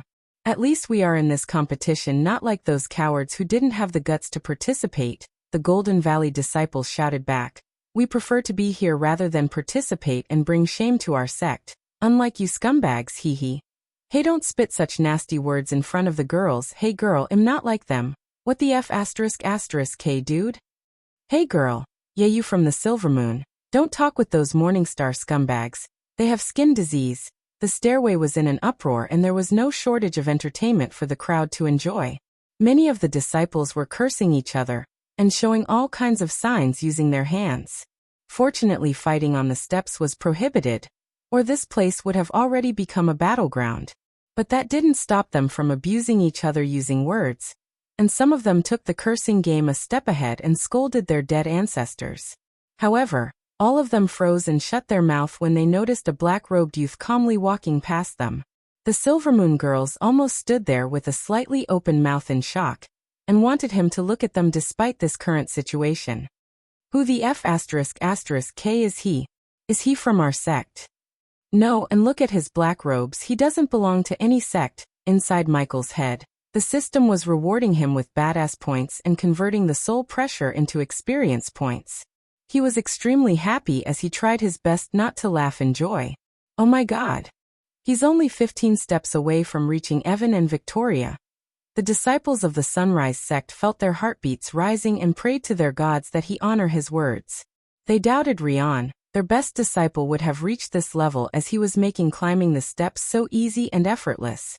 Human, it's not a shame to rest a bit. Rest? This is like a walk in the park to me. You're an arrogant F*****cur. Do you know that? While Michael was calmly walking towards the top, Evan Clark, Victoria Parker, Hannah Barry, and Nyla Reed had already reached the 45th step, and by the time they reached the 50th step, the previous calmness on their face and demeanor started to change. Their climbing speed dropped considerably as the pressure they were feeling increased significantly. Look, it's the ghost. Just when Michael stepped on the 40th step and stood alone, someone from the crowd shouted, "You mean the ghost who destroyed the Blood and Bone sect?" Yes. He's the ghost from Rivertown. The moment the crowd heard this, all of their gazes left the celebrity disciples and landed on Michael as the system continuously awarded him badass points. Not only the crowd, but the celebrity disciples also stopped the discussion among them and looked at the one the crowd calling ghost. His face still carried a warm smile as he walked towards the top, like the sole pressure they were creating was nothing but a gentle breeze. Shit, we are F*****, Gaia sighed as Selena gritted her teeth, remembering the incident that happened at the waterfalls. How the F*****, he killed an entire sect with his cultivation level. You moron. Can a normal body refining stage level 1 cultivation reach the 45th step? The people who initially mocked for no reason felt a cold chill running through their spine. News travels fast. He was glad that someone from the Rivertown came here and recognized him. On Earth he made sure that no one recognizes him, but here, the more people recognized, the more badass points he got from the system. I never expected that this young man is the famous ghost of Rivertown. It looks like he isn't a normal youngster after all. Elder Mark let out a small smile and sighed. Looking at a youth who was younger than them climbing higher and higher, most of the disciples started to crawl towards the top using their both hands and feet, like a baby. However, Michael still looked calm and step by step reached the 50th step, and stood only 10 steps away from the 4 celebrity disciples. Who is he? Where did he come from? Hannah Barry and Nyla Reed were gawking at them as they tried to climb forward, using all their strength. Pervert, Selena's heart was trembling in anger, but she couldn't show it in front of Alex. If Alex had done something to him because of her, both of them would be punished by the sect for disrespecting the competition, so she could only swallow her anger and watch him show off. 4 of them, including Evan Clark, tried their best to move forward. Each of them took pride in being the best among their generation, and didn't want to lose to an outsider like him. Unfortunately for them, the pressure on the 60th step was just too strong, and they knew that they were at their limits. So at this point, they could only watch him calmly take 1 step at a time, and hope that he wouldn't reach the 60th step. Human, the pressure on the higher steps will be too strong. Stop here, you have already reached the top 10. Michael could sense the nervousness in her voice, but he was not in the mood to quit now, especially since the experience points and badass points were raining down on him like crazy. Is he going to reach the 60th step? If he did, the sects would go crazy to recruit him. Elder Mark, do you think he would still want to join our sect? Claire knew that at this point, the 3 big sects would give him an abundant amount of resources and ask him to join their sect. They even didn't have a suitable dorm room for a talented youngster like him, let alone the resources for his cultivation. The people of Rivertown said that he destroyed the Blood and Bone sect because they massacred a village full of commoners. It might sound illogical, but I have a feeling that he will honor his words. Then the sun will really rise in our sect. Do you think he's single? Look at him, bitch. Handsome guy like him wouldn't be single. I bet he has a bunch of girlfriends. The female disciples, including the ones in the 3 big sects, couldn't help but admire him. The Silver Moon disciples looked at him like they were going to eat him alive while he reached the 59th step, and stood just a step away from the 4 celebrity disciples. Using their last bit of strength, Evan Clark and Victoria Parker took another step, and reached the 61st step, leaving Hannah and Nyla behind. He reached it. Oh my God. The crowd became restless when they saw him standing beside Hannah Barry and Nyla Reed, and in a blink of an eye, He took another step and arrived beside Evan Clark and Victoria Parker. "Who are you?" Evan Clark was exhausted as he asked him breathlessly. He still looked calm, like he was immune to the pressure, and for the first time in his life, Evan felt inferior to someone of his age. At first, when he heard about the destruction of the Blood and Bone sect and the ghost who did that, he didn't pay much attention because with the right plan and spells, anyone could accomplish that feat. However, he had never thought that he would be this powerful and talented, especially considering his cultivation level. A nobody couldn't reach this far, and looking at his calm face, he couldn't help but admire and respect him. "Didn't you hear?" called Ghost. He gently patted Evan on the shoulder and continued to step forward towards the top. How could this be possible? Victoria and Evan's eyes were wide open, and their face was full of disbelief. He's only at the level 1 body refining stage. How is he resisting the pressure? He doesn't belong to any sex, but he managed to surpass us. The three girls were startled and watching his back as he continued to move forward towards the top. He must have used some pill to resist the soul pressure. With weak cultivation level, I can simply blast him away with one spell if we met on the battleground, Victoria calmly said as the three of them could feel the arrogance in her voice, but they also couldn't disagree with her. There wouldn't be much of a fight between her, a body refining stage level 8 cultivator, and the ghost, who was only a level 1 body refining stage cultivator. All of them were thinking that he must have used some kind of tactic to kill Ralphie, and refused to believe that he could defeat Ralphie fair and square. Chapter 28. Look. The ghost is number 1 now. He really surpassed Evan Clark and Victoria Parker, and he is still climbing towards the top. Holy shit, am I dreaming? How could he surpass those prodigies? 2 years ago there was a mysterious girl, now we have him, and just like her, he's also not from any of the big sects. Many people were shouting in surprise as Michael had become the center of attention. Who would have thought someone would appear out of the blue and surpass the celebrity disciples? Where did this young freak come from? How could he be so strong? Look at him, he must be using some kind of pill or potion. If he wasn't, it would be impossible to be so calm and relaxed. It's still not over yet. Evan Clark and Victoria Parker will catch up soon. The disciples of the sects gloomily stared at him while some of them tried comforting themselves by hoping that their breathless seniors, Evan Clark and Victoria Parker, would move again and surpass him before he breaks the existing record by reaching the 70th step. When Michael stepped on the 67th step, he was still looking cool and calm. Is this freak going to break the record? Gaia was thinking to herself as he reached the 68th step and broke Selena's record. Oh my god! He broke Miss Selena's record and only 2 steps away from the all-time record. What a freak! On top of the stairway, Alex Fisher's and the other three's expressions changed as well. Especially Selena's, who had been looking at Michael with a mix of anger and shocked expression on her face. How is he able to reach the 68th step under our pressure? Adam Kane was surprised as his brows raised automatically. Interesting, he is only at body refining level 1, still he managed to reach this far. I guess he has some interesting secrets. Sadie's gesture was alluring and looked at him in a provocative manner. Her sweet gentle voice was enough to touch anyone's heart as her blue eyes stared at Michael from top to bottom. The black robes he wore were nothing like anything she had seen, and it perfectly complemented his charming features and lean body. We should increase the pressure. Why? Adam Kane calmly asked Alex as Sadie answered him. Although I hate to do this to him. Alex is right. We can't let an outsider like him reach the 70th step. Remember what happened 2 years ago when an outsider like him created a record? It brought nothing but shame to our sections. By the look on his face, he would definitely surpass the 70th step if we don't do anything. Since she put it like that, Adam could only agree with them and increase the pressure. The 4 of them were the strongest of the younger generation in the Breedia Kingdom. If they combined their strength to suppress a body refining stage cultivator, it would be impossible for any at the same level as Michael. The other 3 unleashed their soul pressure straight away, and it was mainly focused on Michael. Still, the slight increase in the pressure rendered Evan Clark and Victoria Parker immobile. They were stopped at the 62nd step, and could not even move a muscle in their body, while some of the youngsters in the lower stairs were even pushed back by the pressure. System has detected a sudden increase in pressure. Conversion will begin in 15. 14. The system suddenly informed him as he had to stop moving.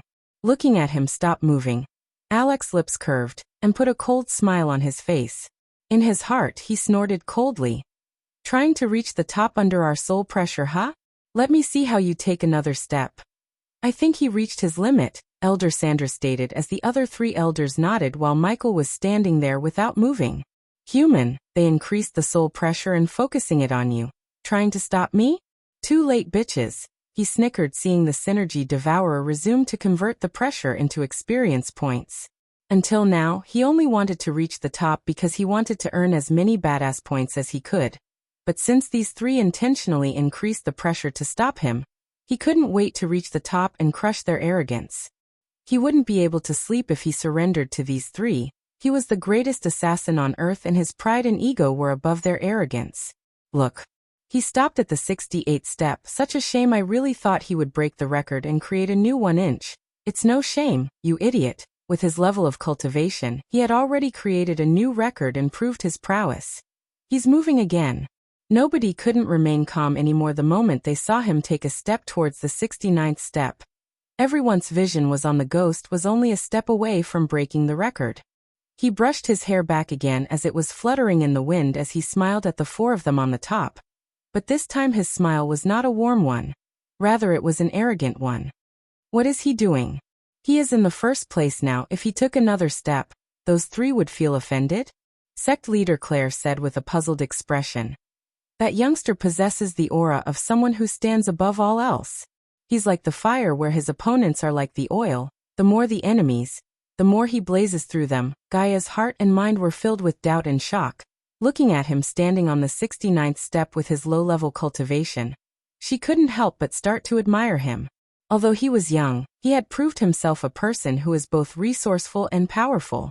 Every time she thought he couldn't do something, he would prove her wrong and surprise her. Even if he had the special body type, this shouldn't have been possible. There is more to him than what meets the eye. On top of the stairway, the combined pressure from the 3 big geniuses had doubled and caused strong winds to appear. Many youngsters clinging on their positions were now thrown off from the stairway. Give me more. The crowd felt goosebumps when the words escaped his mouth as the 3 of them were startled. More pressure meant more experience points, and after he said these words, the system started to award him with more badass points. He did it. Finally, he took the 70th step as the crowd went crazy and most of them stood from their seats in shock. Behind him, Evan Clark and Victoria Parker looked up at Michael who was walking forward towards the top. Each step he took created a new record while the crowds in the square held their breath and stopped uttering any words as they stared at him dumbstruck. Under the gazes of over 3 geniuses and Selena, he kept moving and reached the 90th. What the? 90th step, oh my god. Everyone gasped for air in shock and looked at the ghost as if they were looking at a real ghost. Is he even human? This is insane. Gaia became speechless and watched him take another step and reach the 91st step. The 4 of them on the top felt like they were being struck by lightning. The 3 of them were core formation stage cultivators and on top of that, Selena was also releasing her soul pressure on him. Yet a young body refining stage cultivator was actually able to resist the pressure unleashed by them. They simply couldn't believe it. Under their shocked gazes, he moved again and reached the 95th step. Focus every bit of pressure solely on him. I don't believe he could withstand that, Alex said with a cold tone as the 3 of them immediately focused all the pressure created by them on him. The 4 geniuses increased the pressure once again, hoping to throw Michael out of the stairs. If he continued to step up, he would definitely reach the top and stand beside them. Just by doing that, he would shatter their reputation and make them look weak compared to him. He had already brought shame to them by reaching the 96th step, which was something impossible and never had done before. Michael, on the other hand, did not give a shit about their reputation and wanted to reach the top and earn more and more badass points and experience. Humiliating them and the girl who tried to kill him was just icing on the cake. Step by step, he reached the 96th step, 97th, then the 98th, and finally the 99th step. If he took another step forward, he would be standing side by side with the 3 big geniuses and a small genius. Impossible. You're tuning in to the Lee May Sword of Destiny YouTube channel. We're so grateful for your support, and don't forget to subscribe to join us on this incredible journey through captivating stories. Your generosity through donations truly makes a world of difference, as it's the primary source of revenue that allows me to expand and enhance this channel for you. Thank you from the bottom of my heart for being a part of this adventure.